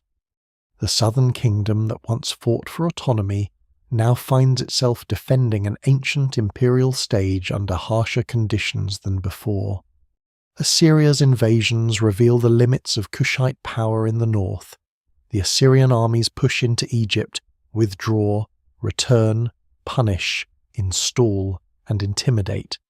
Cities are taken. Rulers shift allegiance. Memphis, so central to Egyptian kingship, becomes a point of crisis. Taharqa resists, but Assyria's pressure is severe. The old Egyptian pattern of symbolic victory cannot solve the problem of an enemy with superior reach, siege methods, and repeated campaigns. No single battle fully explains the decline of Kushite control, and the evidence remains incomplete in places, but the direction becomes unmistakable. Holding Egypt against Assyria is harder than conquering a divided Egypt had been. Still, Kush does not collapse immediately. That is important. The dynasty is not exposed as a hollow imitation the moment a stronger enemy arrives. It fights, adapts, retreats, and persists. Taharqa's successor, Tanutamani, makes another attempt to assert control in Egypt after Taharqa. For a brief moment, the old dream flickers again, but Assyria responds with devastating force, and Thebes itself suffers. The sack of Thebes by Assyrian forces is one of the symbolic disasters of the age. A blow to the sacred city of Amun, and to the religious world through which Kushite legitimacy had flowed so powerfully. For Kush, this is more than a military setback. It is an assault on the spiritual bridge connecting Napata to Egypt. The high point of Kushite power therefore contains its own undoing. The same sacred claim that allowed Nubian kings to rule Egypt tied them to Egyptian vulnerabilities. The same restoration ideology that made them legitimate made them responsible for defending a land whose northern frontiers were exposed to Assyria. The same ancient temples that gave them authority became targets and prizes in a larger imperial struggle. The crown that had seemed to reverse history now reveals the weight of history. Yet even here, the story should not be reduced to defeat. The Kushite pharaohs left marks that lasted. They restored temples, reshaped religious politics, and reminded Egypt of forms of kingship it had nearly lost. Their rule helped preserve and revive traditions that later Egyptian dynasties continued to value. They also showed that Egypt's identity was never as sealed or singular as later imaginations made it. A ruler from Nubia could be pharaoh not as a contradiction, but as part of the long and interconnected world of the Nile. When the pressure from Assyria becomes too great, Kush begins to withdraw southward, but withdrawal is not disappearance. The kingdom's heart was never only in Egypt. Napata remains, Gebel Barkal remains, the royal cemeteries remain, the southern routes, gold, cattle, temples, and memory remain. The empire under two crowns cannot last, but the kingdom that created it survives. This distinction is crucial. Kush loses Egypt, but not itself. For a brief, brilliant span, the kings of Kush stood at the center of the ancient world's most prestigious monarchy and challenged one of the age's fiercest empires. They ruled from sacred mountains to temple cities, from Nubian heartlands to Egyptian capitals. They carried the symbols of pharaohs farther into African history than many later storytellers wanted to admit. And when the northern crown grew too heavy, they did what older civilizations often do when an exposed frontier breaks. They retreated toward the source of their strength, back up the Nile, back toward the land that had made them kings before Egypt knew them as pharaohs. The retreat from Egypt is not the end of Kush, though for a long time many tellings of history made it feel that way. Once the Nubian kings no longer rule as pharaohs, the spotlight often swings back north, toward later Egyptian dynasties, Persian invasions, Greek rulers, Roman annexation, and the familiar sequence of Mediterranean empires. Kush is left standing just beyond the edge of the frame, as if its importance depended entirely on the years when it wore Egypt's crown. But for the people of the southern Nile, Egypt was never the whole measure of the kingdom. Losing Egypt was a severe blow, especially to prestige and religious politics. Yet Kush had existed before the conquest and would continue long after it. The withdrawal happens under pressure that no royal inscription could easily soften. Assyria has shown that Egypt's northern frontier cannot be defended by sacred legitimacy alone. The delta is too far from Napata, too politically complicated, too exposed to Near Eastern armies and shifting local loyalties. The Kushite kings can still claim divine favour, but armies must eat, garrisons must hold, cities must submit, and rival rulers must stay obedient. In Lower Egypt, those conditions become increasingly difficult. Assyrian intervention breaks the Kushite grip, encourages local alternatives, and turns the north into a place where Nubian authority is costly to maintain. The evidence remains incomplete in some details, and scholars still debate the precise sequence of events, but the broad movement is clear. Kush is forced back toward its southern base. This retreat must have been bitter, but it was not necessarily chaotic. Kushite power contracts along lines that make sense. The kingdom's deepest legitimacy still lies at Gebel Barkal, with Amun of Napata and the royal traditions rooted in Nubia, its cemeteries, temples, elite families, and sacred geography remain south of Egypt. The kings may have lost Memphis and Thebes as instruments of empire, but they have not lost the world that made their rise possible. The Nile still binds their lands. Gold routes still matter. Desert roads still carry goods. Nubian identity remains strong enough to absorb defeat without dissolving. The psychological change, however, is enormous. For almost a century, Kush had been able to imagine itself as guardian of Egypt's sacred order. Now Egypt moves out of reach. A new Sate dynasty rises in the north, centered at Say, and Egyptian rulers begin rebuilding their own authority without Kushite overlordship. They also look south with suspicion. The old rivalry returns, but now it has been sharpened by reversal. Egypt remembers that Nubians once ruled it. Kush remembers that it once sat on Egypt's throne. Borders are never the same after such a thing. Conflict follows. Egyptian rulers of the 26th dynasty, especially Psamtik II, campaigned south into Nubia in the 6th century BCE. The details are fragmentary, but the invasion appears to strike deep enough to matter. Napata itself may have been threatened or attacked, and Egyptian forces leave marks of their passage. One of the most telling forms of damage is not simply military destruction, but the erasure of royal images and names. Statues and inscriptions associated with Kushite kings are defaced. This is not random vandalism. In the ancient world, attacking a name or image is an attack on memory, presence, and legitimacy. To carve away a king's figure is to wound him in history. Here the title of the wider story becomes painfully literal. History did not erase Kush all at once, but people tried to erase parts of it deliberately. Egyptian hostility after the Kushite occupation may have encouraged the removal or mutilation of monuments tied to the 25th dynasty. Later neglect, looting, and misunderstanding deepened the silence. But even in antiquity, memory was a battlefield. The kings who had once presented themselves as restorers of Egypt could later be treated as foreign intruders whose traces needed cutting down. The stone remembers both honour and insult. Kush responds by turning more fully inward and southward.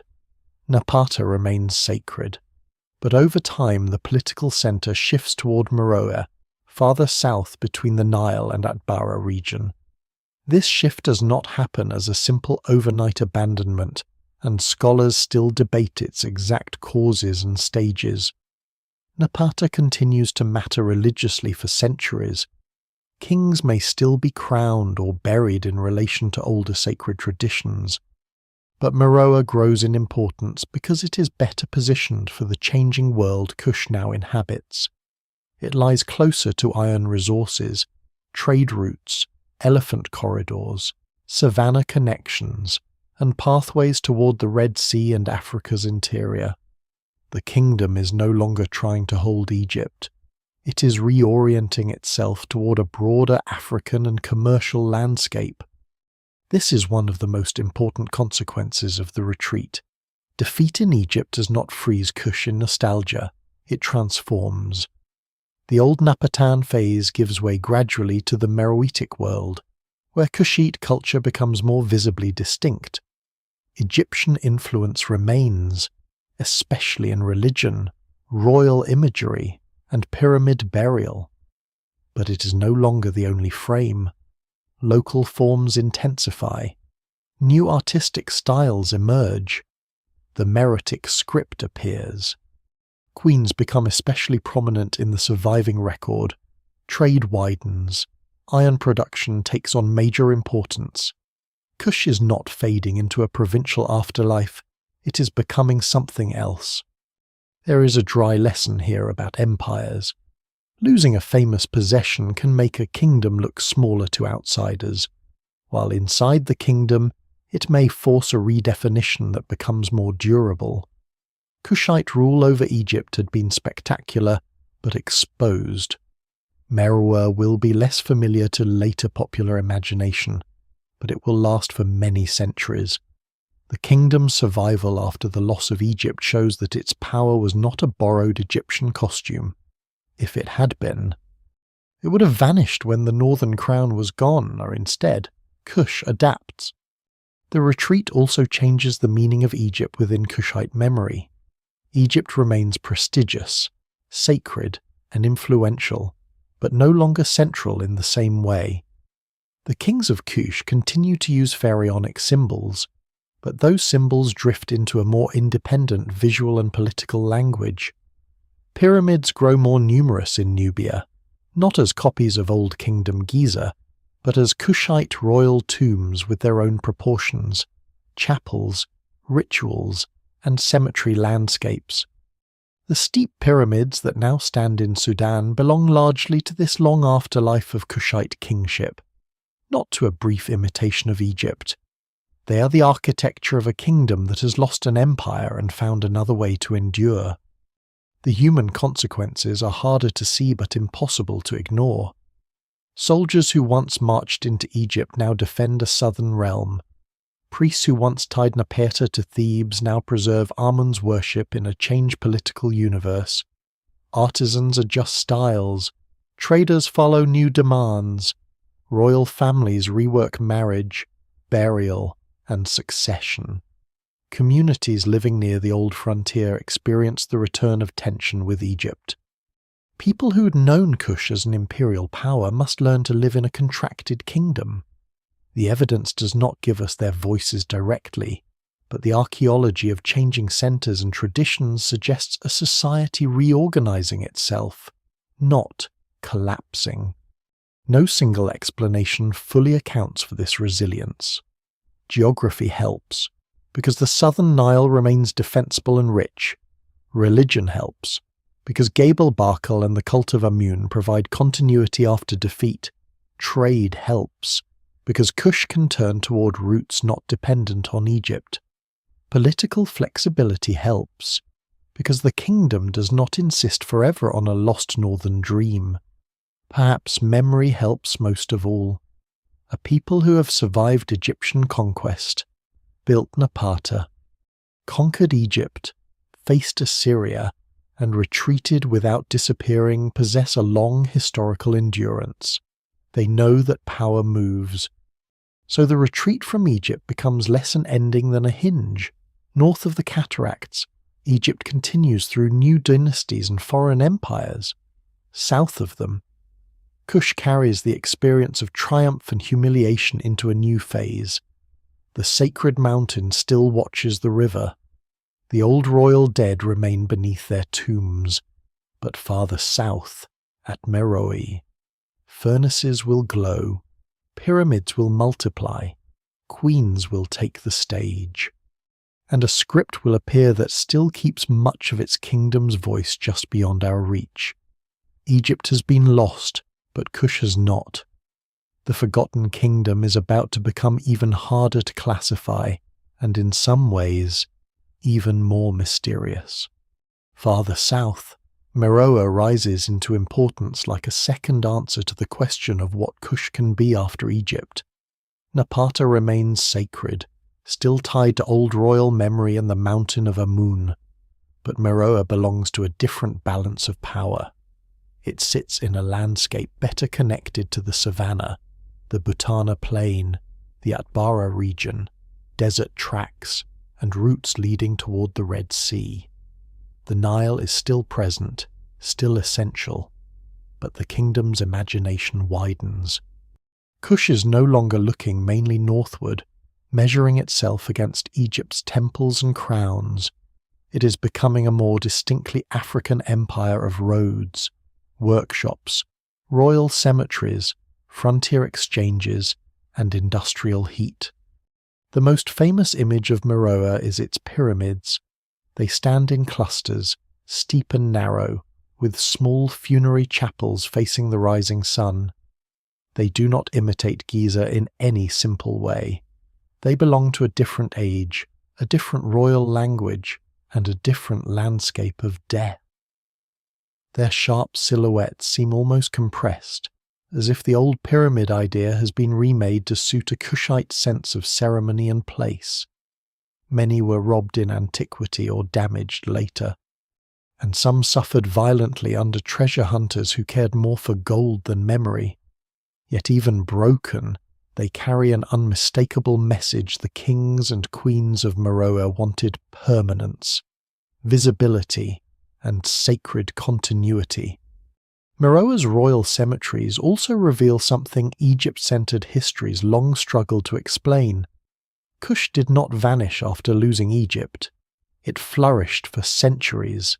Its rulers buried themselves with wealth and ceremony. Its artisans worked in stone, metal, pottery, faience, and jewelry. Its temples honored gods with Egyptian roots and Nubian meanings. Its court maintained diplomatic and military relationships with powers beyond the Nile. What survives in the record suggests a kingdom confident enough to keep older symbols while reshaping them into its own style. The evidence remains incomplete. But the surviving monuments make one point clear: Meroe was not the fading echo of a lost conquest. It was a living capital of a transformed kingdom. Iron is often associated with Meroe, sometimes so strongly that older writers called it the Birmingham of Africa. That phrase is memorable, but it can mislead if taken too literally. Archaeologists have found extensive slag heaps and evidence of iron working, showing that metal production mattered here. Iron tools and weapons could support agriculture, forestry, building, trade, and war. Furnaces would have required fuel, labour, technical knowledge, and organisation. The glow of iron production gives Meroe a different atmosphere from the gold-driven imagination of earlier Nubia, but scholars still debate the scale, timing, and economic role of ironworking at Meroe, and older claims about vast industrial production have been refined. The important point is not that Meroe was a factory city in a modern sense, but that Kush had entered a world where iron, trade, and regional exchange helped define power. This brings us to a surprising and often overlooked detail. Meroe's strength may have depended as much on trees as on metal. Iron smelting requires charcoal, and charcoal requires wood. In a semi-arid environment, Fuel is never a trivial matter. If production was extensive, it would have placed pressure on local vegetation, though the scale of that pressure remains debated. Environmental change, human land use, and long-term aridification all complicate the picture. No single explanation fully accounts for Meroa's eventual decline, but the relationship between industry, landscape, and resource demand reminds us that ancient power always has an ecological underside. A royal pyramid may endure in stone, but the kingdom that built it also depended on soils, grasses, forests, rain, and fuel. Meroa's art and religion show a world moving beyond simple Egyptian inheritance. Egyptian gods remain present, especially Ammon and Isis, but local deities become more visible. Among them is Aphedimak, a lion-headed god associated with war, kingship, and protection. His temples and images give the Meroitic world a fierce local signature. At sites such as Nak and Musawarat-e-Sufra, the architecture and reliefs feel connected to Egyptian tradition, yet unmistakably changed. Lions, elephants, processions, royal figures, and divine forms appear in combinations that belong to Kush's own religious imagination. The kingdom has learned Egypt's sacred language, but it now speaks with an accent no Egyptian temple would mistake for its own. Royal women become especially prominent in this phase. The title, often rendered as Kandake or Candice in Greek and Roman sources, refers to powerful queens or queen mothers of Kush. These women were not decorative figures at the edge of kingship. Some appear in military, religious, and political roles of real authority. In temple reliefs, queens can be shown with imposing scale and royal force, sometimes smiting enemies in a pose usually associated with kings. This is not proof that every queen ruled alone or that Kush was a modern matriarchy, but it does show that Meroitic political culture gave royal women a public power that impressed outsiders. The evidence remains incomplete, yet the surviving images are difficult to dismiss. Meroe also looks outward. Its position allows contact with Egypt under Greek and Roman rule, with Red Sea trade, and with interior African networks. Goods, ideas, animals, and people move through routes that connect desert and river, savanna and sea. Elephants may have held special prestige, not only as exotic animals but as signs of royal reach into environments beyond the narrow Nile. The great complex of Musawarat-e-Sufra, with its unusual layout, ramps, courtyards, and elephant imagery, has inspired much debate. Scholars still debate its exact function. It may have served religious, royal, ceremonial, or training purposes, and unsupported fantasies have sometimes filled the gaps. What can be said more safely is that it reflects a Meroitic world with architectural creativity and ritual complexity that cannot be reduced to borrowed Egyptian forms. The capital itself was not just a place of kings, it was a working city, with neighborhoods, workshops, temples, cemeteries, and connections to surrounding agricultural and pastoral life. Farmers cultivated what the environment allowed. Herds moved through seasonal patterns. Craftspeople made goods for local use and elite demand. Traders brought objects from far away. Priests maintained rituals. Officials managed stores, labor, and royal commands. The ordinary life beneath the monuments is faintly visible, but it must have been the foundation of everything. Every pyramid rests on the work of people whose names are gone.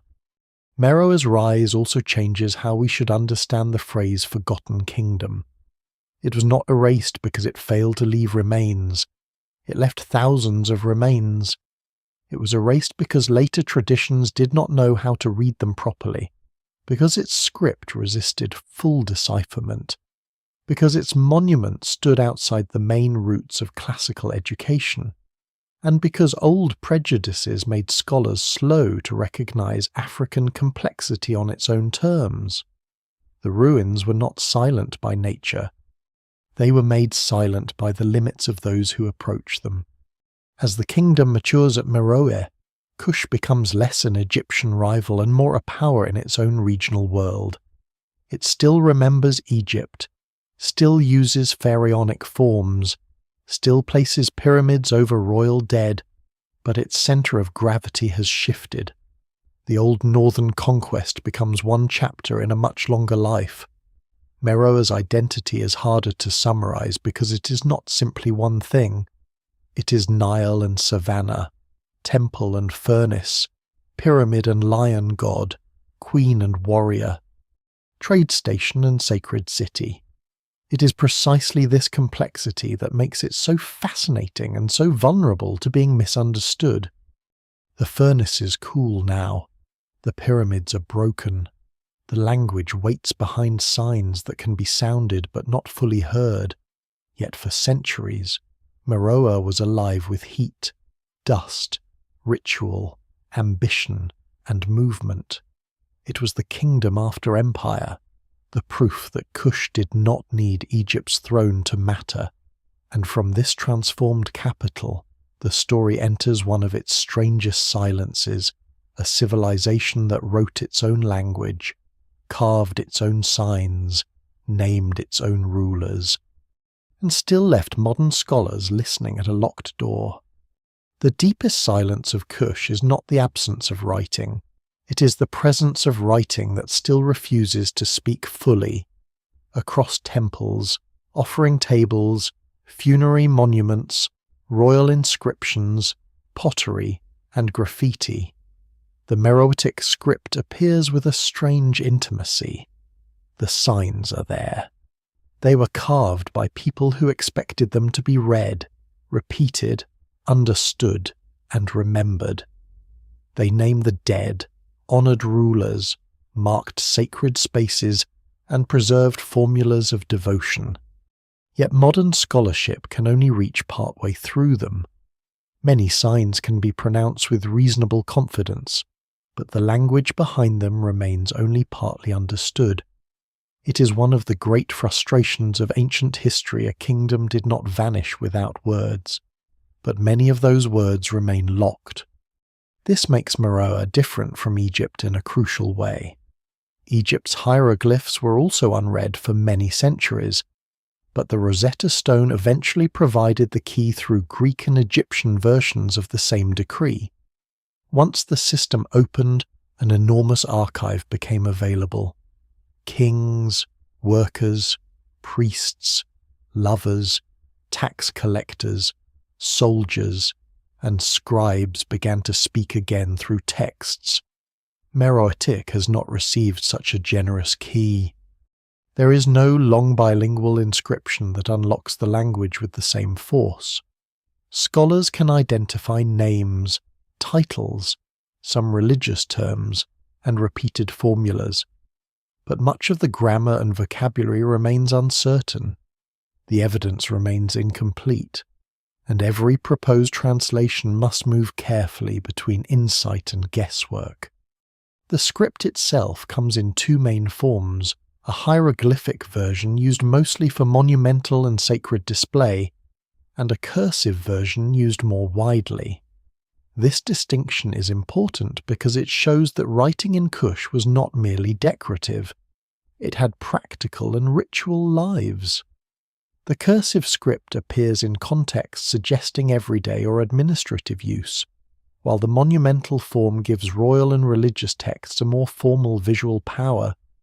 Meroitic writing is alphabetic or alphasyllabic in character, very different from Egyptian hieroglyphic complexity and structure, even if some sign forms were inspired by Egyptian models. The kingdom borrowed the idea of prestige writing from an older literate neighbour, but it shaped a system suited to its own language. That language is the barrier.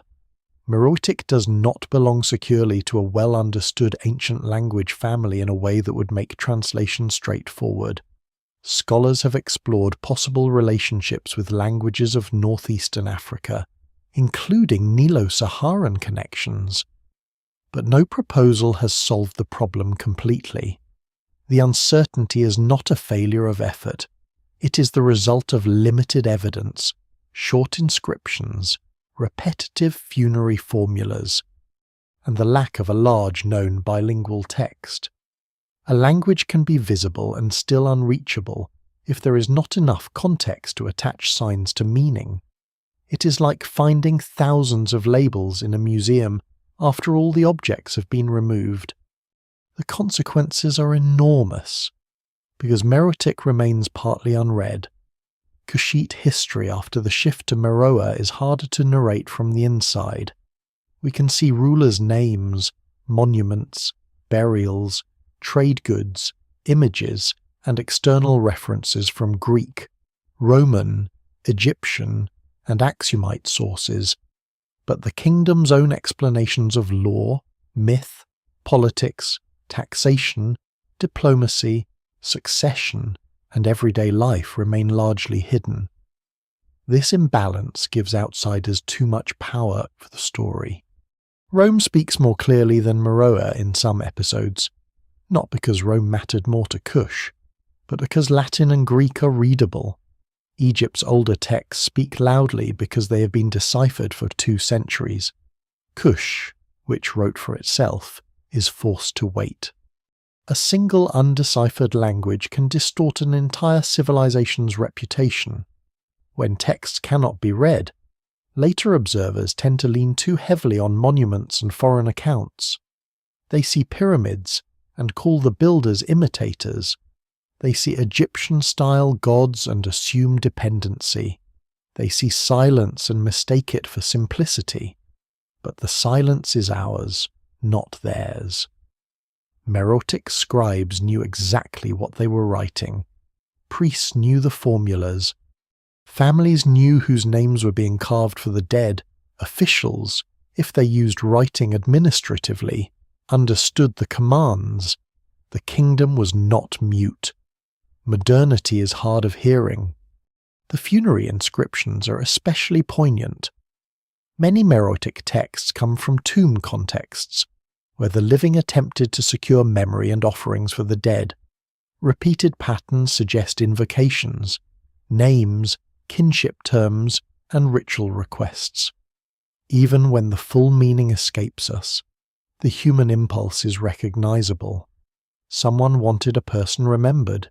Someone paid for stone. Someone believed words could continue care beyond death. The unread portions do not make these texts cold. They make them haunting. They are not random marks, they are acts of grief and status, family and faith. Royal inscriptions deepen the frustration. Imagine if the Napatan and Meroitic kings had left us fully readable accounts of why the capital shifted, how queens ruled, how campaigns were organized, how desert peoples were negotiated with, how trade was taxed, how gods were understood, and how Kush remembered its time in Egypt. Some answers may be present in the inscriptions already, but they remain partly veiled. Scholars still debate many details not because Kush failed to record anything, but because its records do not yet yield enough meaning. The locked script turns history into archaeology's slow detective work. This has also made Kush vulnerable to fantasy. Whenever a civilization leaves impressive monuments and incomplete texts, unsupported theories rush in. Some popular claims try to connect Meroe to lost continents, secret wisdom traditions, or speculative migrations far beyond the evidence. These ideas may sound dramatic, but they usually reveal more about modern desires than ancient Kush. The real mystery is more disciplined and more profound. We do not need to invent impossible explanations. The actual fact is strange enough. One of Africa's major ancient kingdoms wrote in a script we can read phonetically, but cannot fully translate, leaving a civilization half lit by its own surviving words. There are reasons for cautious hope. decipherment is rarely a single magical event unless a Rosetta-like text appears. More often, progress comes through patient comparison names, repeated formulas, archaeological context, statistical patterns, related languages, new finds, and improved imaging of damaged inscriptions. Every newly excavated text matters. Every secure royal name matters. Every repeated phrase in a known context becomes a small handle on the language. The door may not open suddenly, but it can still loosen. The evidence remains incomplete, not hopeless. The meroitic script also forces a wider lesson about memory. Civilizations are not remembered only according to what they achieved. They are remembered according to what later people can read, value, preserve, and fit into their stories. Egypt's texts became central to world history partly because they were deciphered, and because Europe became fascinated with them. Mesopotamia's cuneiform tablets opened another vast world. Maya glyphs transformed understanding of ancient America when decipherment advanced. Kush waits in a similar threshold state, visible enough to intrigue, unread enough to resist. That resistance should change how we imagine the kingdom. Meroe was not a place of mute ruins. It was a literate society with scribes trained in local conventions, carving and writing for audiences that understood them. Its rulers did not depend on Greek or Egyptian voices to define themselves. Its people had names, kinship systems, prayers, titles, and probably stories that would make the kingdom feel far less distant if we could hear them. What survives in the record suggests complexity pressed into stone, but the stone still withholds the final clarity. So the mystery of Kush is not only why history erased it is also how much of Kush remains present, waiting at the edge of comprehension. The signs stand in rows, neat and deliberate. They are not ruins in the ordinary sense. They are messages delayed by 2,000 years. Beside the pyramids and temples of Meroe, the script becomes another landscape, one made of sound without enough meaning, memory without enough translation, and as long as it remains partly unread, the kingdom continues to occupy a rare place in history, not lost, not silent, not fully found, but speaking just beyond the range of our hearing. Beyond the pyramids and temple walls, Kush lives through movement. The kingdom is not confined to its royal cemeteries, even though those are the places that now hold the eye. Its strength depends on roads across frightening country, on river passages watched by officials and boatmen, on wells known to caravans, on seasonal rhythms of herders, on traders willing to carry goods through heat and risk, and on political relationships that stretch far beyond the places where kings are buried. Meroe is a capital, but Kush is a network. It survives because it can connect worlds that do not easily meet. To the north lies Egypt, changed now by Greek and then Roman power. To the east lie routes toward the Red Sea, where ships and ports connect northeastern Africa with Arabia, the Mediterranean, and the wider Indian Ocean world. To the south and west are savanna landscapes, pastoral zones, and interior African networks that archaeology can glimpse but not fully map. Kush stands between river and desert, between written empires and less visible societies whose histories were often carried without durable inscriptions. This position gives the kingdom both wealth and responsibility. It must negotiate, tax, protect, threaten, and adapt. A road is never just a path. It is a political relationship drawn across the ground. Trade goods help reveal the shape of this world. Ivory, animal skins, ebony, gold, iron objects, incense, oils, ornaments, and perhaps enslaved people move through ancient exchange systems, though the details are often difficult to reconstruct. Imported objects found in Kushite contexts show contact with Egypt, the Mediterranean, and regions beyond. Kushite goods and influence also move outward. What survives in the record suggests a kingdom participating in broad commercial currents, not an isolated desert monarchy fading after Egypt. The evidence remains incomplete, but Meroe's location makes sense only if we imagine circulation people coming and going, information arriving with caravans, foreign objects taking on local meanings. The Red Sea matters more and more in this later world. As Mediterranean powers become interested in Eastern trade, routes linking the Nile, desert, and sea grow in importance. Ports on the Red Sea connect to commerce moving toward Arabia and beyond. Kush may not control all of these routes directly, and scholars still debate the precise extent of its influence, but its geography places it close to the arteries of a changing ancient economy. Egypt under the Ptolemies and Romans looks increasingly eastward as well as southward. This creates opportunity, but also competition. Trade enriches kingdoms, yet it can also bypass them when routes shift. Inside Kush, royal women stand out with unusual force. The Kandakes of Meroe are among the most memorable figures in the kingdom's later history, partly because outsiders noticed them, and partly because Kushite monuments show queens in positions of real power. They appear at times as queen mothers, co-rulers, regents, or sovereigns.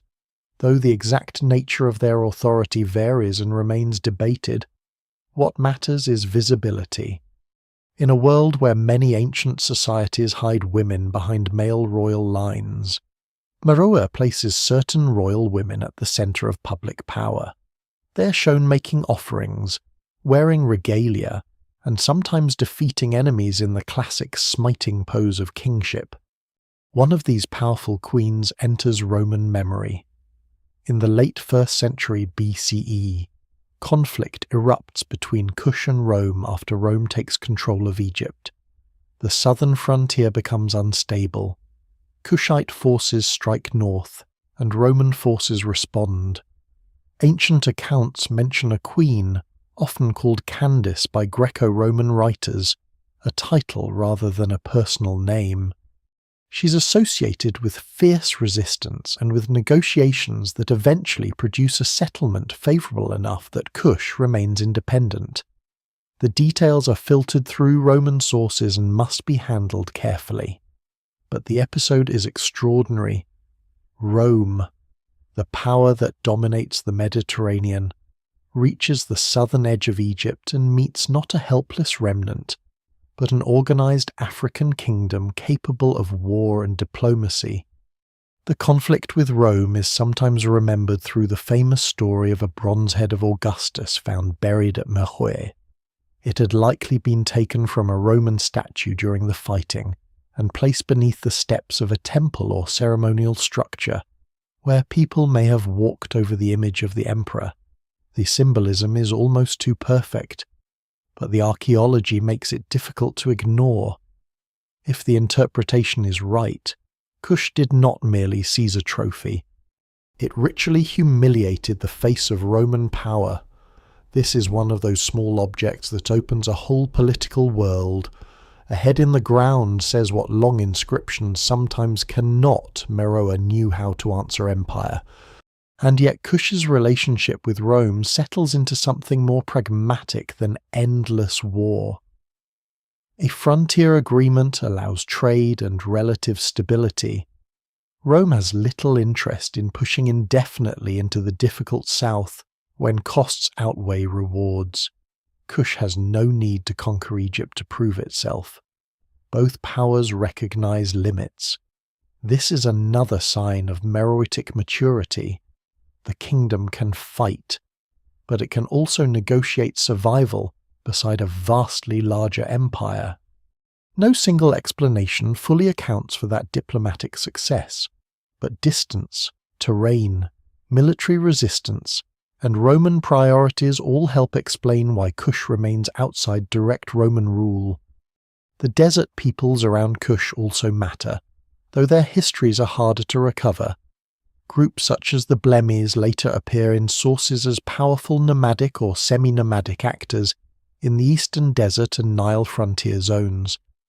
Their relationships with Kush, Egypt, and Rome shift over time through trade, raiding, alliance, and competition. These communities remind us that the ancient map was not made only of states. Mobile peoples could control wells, guide routes, threaten caravans, and outlast empires that depended on fixed capitals. Kush's kings may build pyramids, but the desert has its own politics. Meroa's temples at Naka, Musawarat es-Sufra, and other sites show the kingdom's wide cultural horizon. The lion god Apedamak appears with dramatic local force. Egyptian deities remain present. Hellenistic and Roman artistic influences appear in some details, filtered through Kushite taste, elephants, lions, foreign captives, royal processions, and divine scenes create a visual world that belongs neither purely to Egypt nor purely to the Mediterranean. It is a crossroads art, confident enough to absorb without surrendering. Scholars still debate the meanings of many scenes, especially where Meroitic inscriptions cannot fully explain them. But the images themselves show a kingdom thinking in many directions. The ordinary roads behind this grandeur were dangerous. Caravans crossing desert tracks depended on water points, animals, guards, and local knowledge. A mist well could kill. A hostile group could strip a convoy. A political dispute could close a route. Goods that reached Meroe or moved out from it carried the hidden cost of risk. The same is true along the Nile, where boats had to move through changing currents, sandbanks, and controlled points of passage. Trade is often described as if goods float naturally from one civilization to another. In reality, every object that travels far is a survivor. Kushite power in this period is therefore not simply royal, it is logistical. It lies in the ability to keep routes functioning, to maintain relationships with mobile groups, to draw value from distant contacts, and to place the monarchy at the center of exchange. Queens, kings, priests, merchants, soldiers, herders, and guides all belong to the same system, though the record preserves them unevenly. The pyramids remember the rulers. The slag heaps remember the workers. The imported goods remember the traders. The desert tracks remember almost no names at all. This wider world also makes Kush harder to erase. Its traces are scattered across cultures and landscapes. Roman writers mention it. Egyptian frontier records touch it. Archaeological finds connect it to Mediterranean and African exchange. Temples in the Sudanese desert preserve its gods. Its queens stand on walls in royal poses. Its script waits unread on offering tables. Even when the kingdom's own voice is partly locked, its presence keeps appearing in the records of those who met it, traded with it, feared it, or misunderstood it. By the later Meroitic period, Kush is no longer the kingdom that once marched north under Pai, yet it remains formidable in a different way. It has become a survivor among empires, a state that knows how to face Rome without being swallowed, how to honor Egypt without becoming Egyptian, how to root kingship in African landscapes while participating in international exchange. Its power is less familiar to modern audiences because it does not fit the simplest drama of conquest and collapse. It is the power of endurance, adaptation, and roads.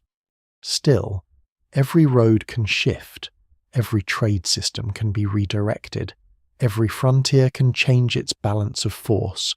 The same networks that make Meroe wealthy also make it vulnerable to changes beyond its control.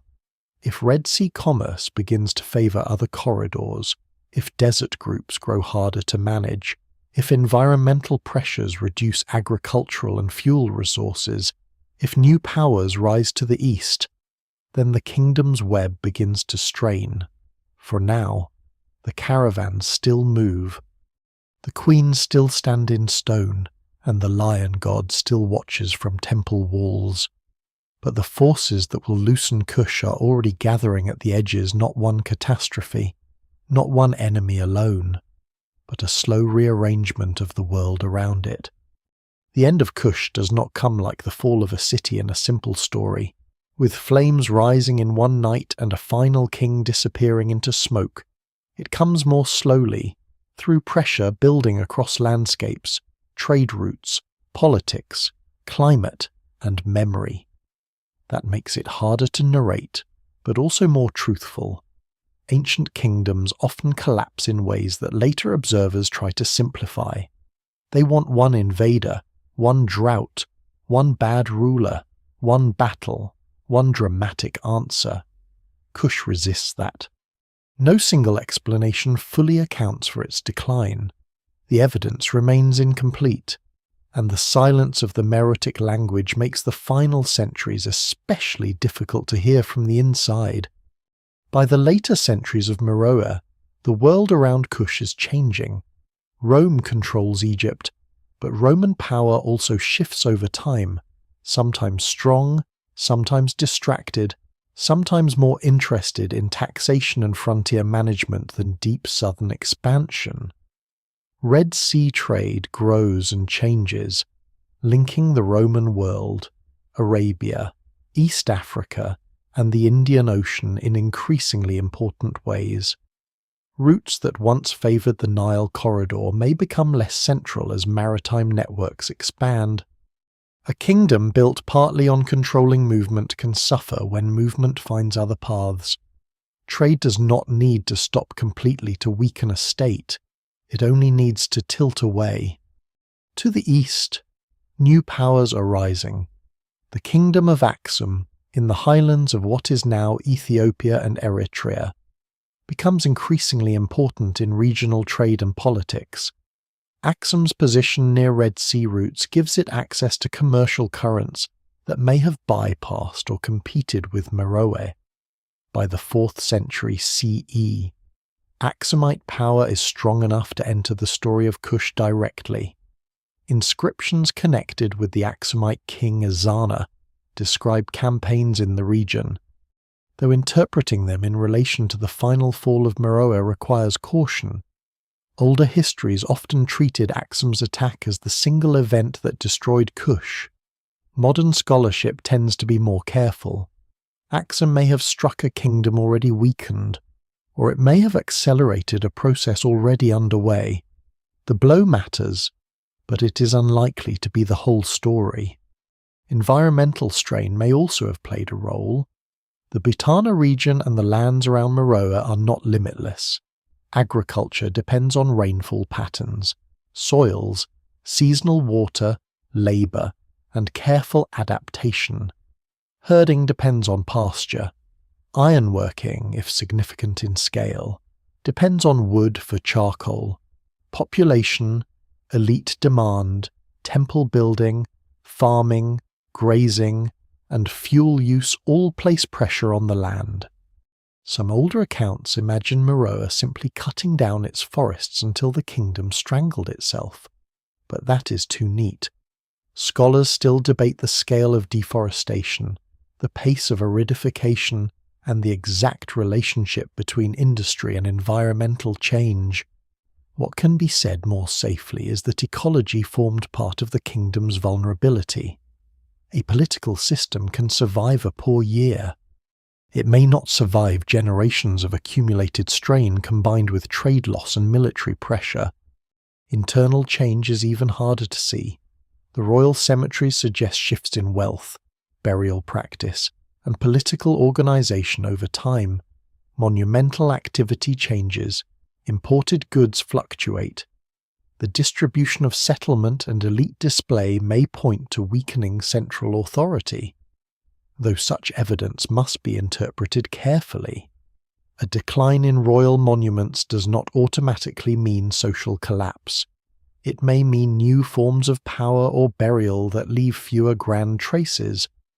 Yet the old Meroitic state does seem to lose coherence. The centre no longer holds with the same force. Regional powers become more visible after the kingdom's fall, and later Nubian polities emerge in different forms. This is important because collapse is not the same as disappearance of people. The end of the Kushite state did not mean the land emptied or the population vanished. Communities continued to live along the Nile and in surrounding regions. Languages changed, religions changed, political centres changed. New kingdoms eventually rose in Nubia, including Christian kingdoms centuries later. The royal line of Meroe faded, but human life continued. This distinction is often lost in dramatic language. Civilizations collapse, people adapt. There may also have been pressure from mobile groups in the desert and frontier zones. Peoples known in later sources, including the Blemmies and others, became increasingly important in the eastern deserts and Nile borderlands. They could raid, trade, negotiate, and challenge settled states. For a kingdom like Kush, whose power depended on managing routes and frontier relationships, such pressures could be destabilizing. Again, the evidence remains incomplete. These groups are often known through outsiders who describe them in hostile or simplified terms. But their presence reminds us that the fall of a state may involve not only other states, but mobile societies whose histories are much harder to write. Religion may have shifted as well. The old cults of Amun, Apedemak, Isis, and other gods sustained Kushite kingship for centuries, but religious authority depends on institutions, patronage, and belief. If the royal house weakens, temples lose support. If trade changes, offerings decline. If new ideas enter through Red Sea and Nile routes, older sacred systems may adapt or fragment. By the centuries after Meroe, Christianity eventually becomes powerful in Nubia. Though that is a later transformation rather than the immediate cause of Kush's fall, still, the religious landscape of northeastern Africa was not frozen. Kush ended in a world where old gods, new contacts, and changing political forms overlapped. The difficulty is that Kush's final records do not explain themselves clearly. If Meroitic could be fully read, the collapse might look different. We might find tax problems, royal disputes, drought records, temple decrees, military defeats, local rebellions, or diplomatic letters. We might learn that what appears as decline from the outside was experienced internally as reform, relocation, or dynastic change. Without that voice, historians must work from archaeology, foreign inscriptions, environmental evidence, and cautious inference. The mystery is not an empty space for fantasy. It is a disciplined uncertainty built into the evidence. Popular explanations often prefer the dramatic simplicity of Axum destroying Meroe. There is some truth in placing Axum near the end of the story, but it should not be treated as a magic key. Axum rose because wider trade and politics were changing. Meroe weakened because its own networks, environment, and institutions were under strain. Military attack may have delivered a final shock, but shocks are most destructive when foundations are already cracked. The fall of Kush was likely a convergence, and convergence is harder to remember than conquest. One of the quietest signs of the ending is the fading of a royal burial tradition. The pyramids that once multiplied across the desert no longer continue in the same way. A royal cemetery is a public claim that the dynasty expects memory to last. When that pattern weakens, something profound has changed. The dead are still buried, of course, but the old royal performance no longer commands the landscape as before. Stone gives way to silence, and silence gives later generations room to misunderstand. Yet even in decline, Kush leaves behind a massive inheritance. It had outlasted Egypt's new kingdom, survived the loss of Egypt, negotiated with Rome, developed its own script, built hundreds of pyramids, honoured powerful queens, and maintained a kingdom for centuries in a demanding environment. Its collapse was not a failure of civilization in the crude sense. It was the end of one political form in a region that continued to create new ones. The southern Nile did not stop making history because Meroe faded. So the Forgotten Kingdom's end is best imagined not as a door slamming, but as a light lowering across a wide plain. The furnaces burn less brightly. Trade caravans choose other roads. Royal tombs grow fewer. Temples receive fewer offerings. Distant powers rise. Local chiefs matter more. The script is carved less often, then not at all. The old names become harder to remember. Sand moves against walls. Later travellers see ruins without context. The people remain. But the kingdom that once rivaled Egypt and faced Rome dissolves into successor worlds. History erases most effectively when change is gradual. A sudden catastrophe leaves stories. A slow transformation leaves debris. Kush left both, but not enough explanation to satisfy us. Its fall is therefore one final lesson in humility. Even a kingdom of gold, iron, gods, queens, armies, and pyramids can become difficult to see when roads shift. Languages fall silent, and later ages look elsewhere. The collapse of Kush was not one mystery with one answer.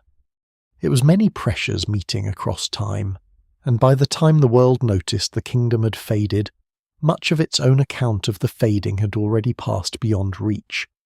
Long after Kush faded as a kingdom, its ruins remained in the open, but openness did not protect them from being forgotten.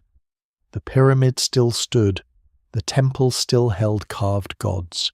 The desert still covered cemeteries, offering tables, pottery, beads, bones, and broken walls.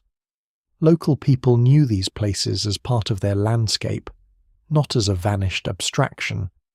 But the wider world's memory turned elsewhere. Egypt became the great obsession of ancient history. The land of colossal pyramids, mummies, hieroglyphs, and pharaohs.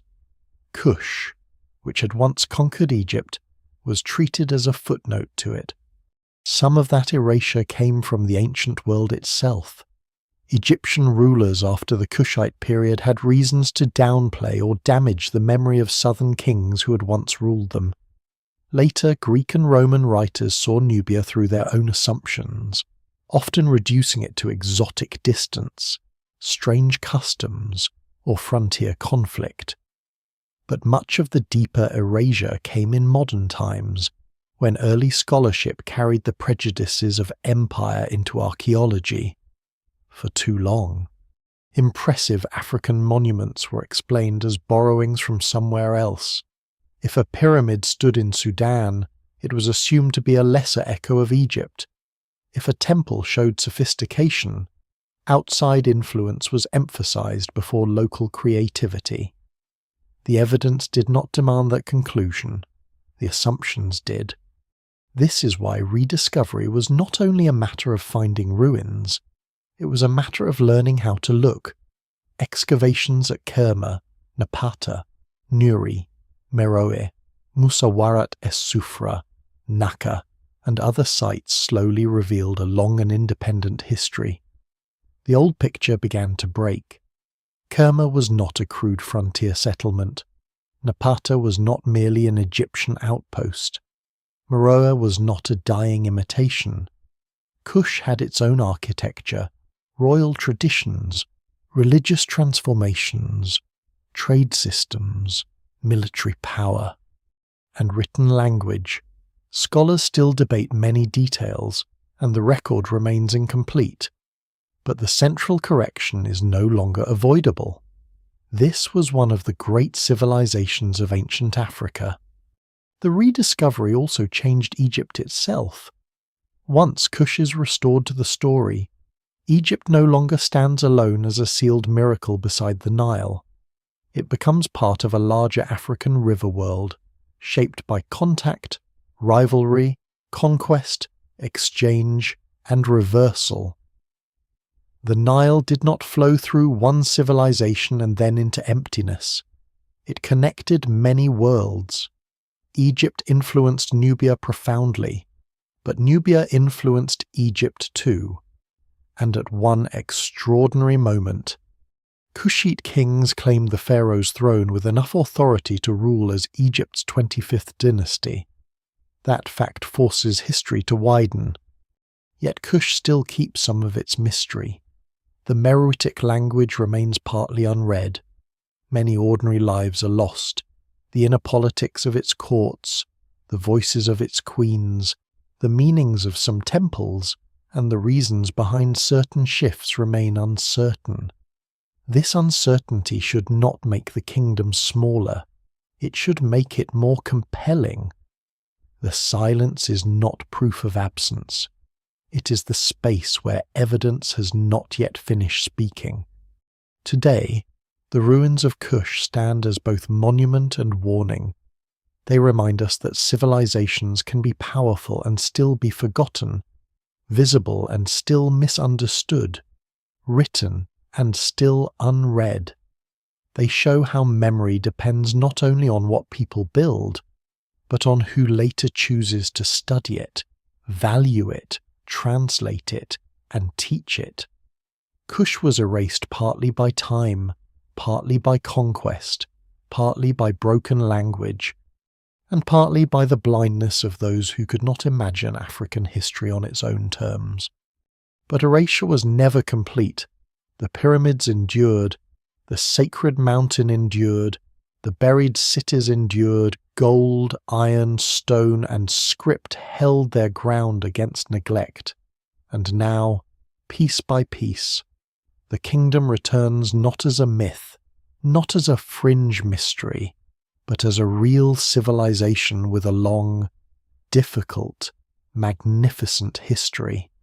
A kingdom that rivaled Egypt, a kingdom that ruled Egypt, a kingdom that history tried to silence, but never fully managed to bury. The wind still moves across the pyramids of Meroe, and the desert still gathers at their bases as it has for centuries. The stones do not shout, they do not need to. They stand in their narrow rows beneath the sun, carrying the memory of kings and queens whose names once travelled along the Nile with fear, reverence, and command. Around them lies the quiet afterlife of a civilization, broken chapels, scattered offering tables, fragments of writing, the marks of tomb robbers, the patience of sand. And perhaps that is the final image Kush leaves behind. Not a vanished people, not an empty land, but a civilization slowly returning from the edge of forgetting. Its story widens the ancient world and makes the Nile stranger than the old maps allowed. It reminds us that history is not only made by those who leave the loudest records, it is also made by those whose records survive damaged, whose language waits, whose monuments stand beyond the usual roads, whose greatness becomes visible only when later generations learn to look again. In the end, Kush does not ask to replace Egypt in the imagination. It asks for the river to be seen whole, north and south, desert and floodplain, temple and pasture, gold mine and sacred mountain, pharaoh and Kandak, conquest and survival. Civilizations rise inside landscapes, and landscapes remember them in ways people often do not. Sand covers, rivers shift, roads move, names fade. But stone has a slower memory, and sometimes, after centuries of silence, it begins to speak again,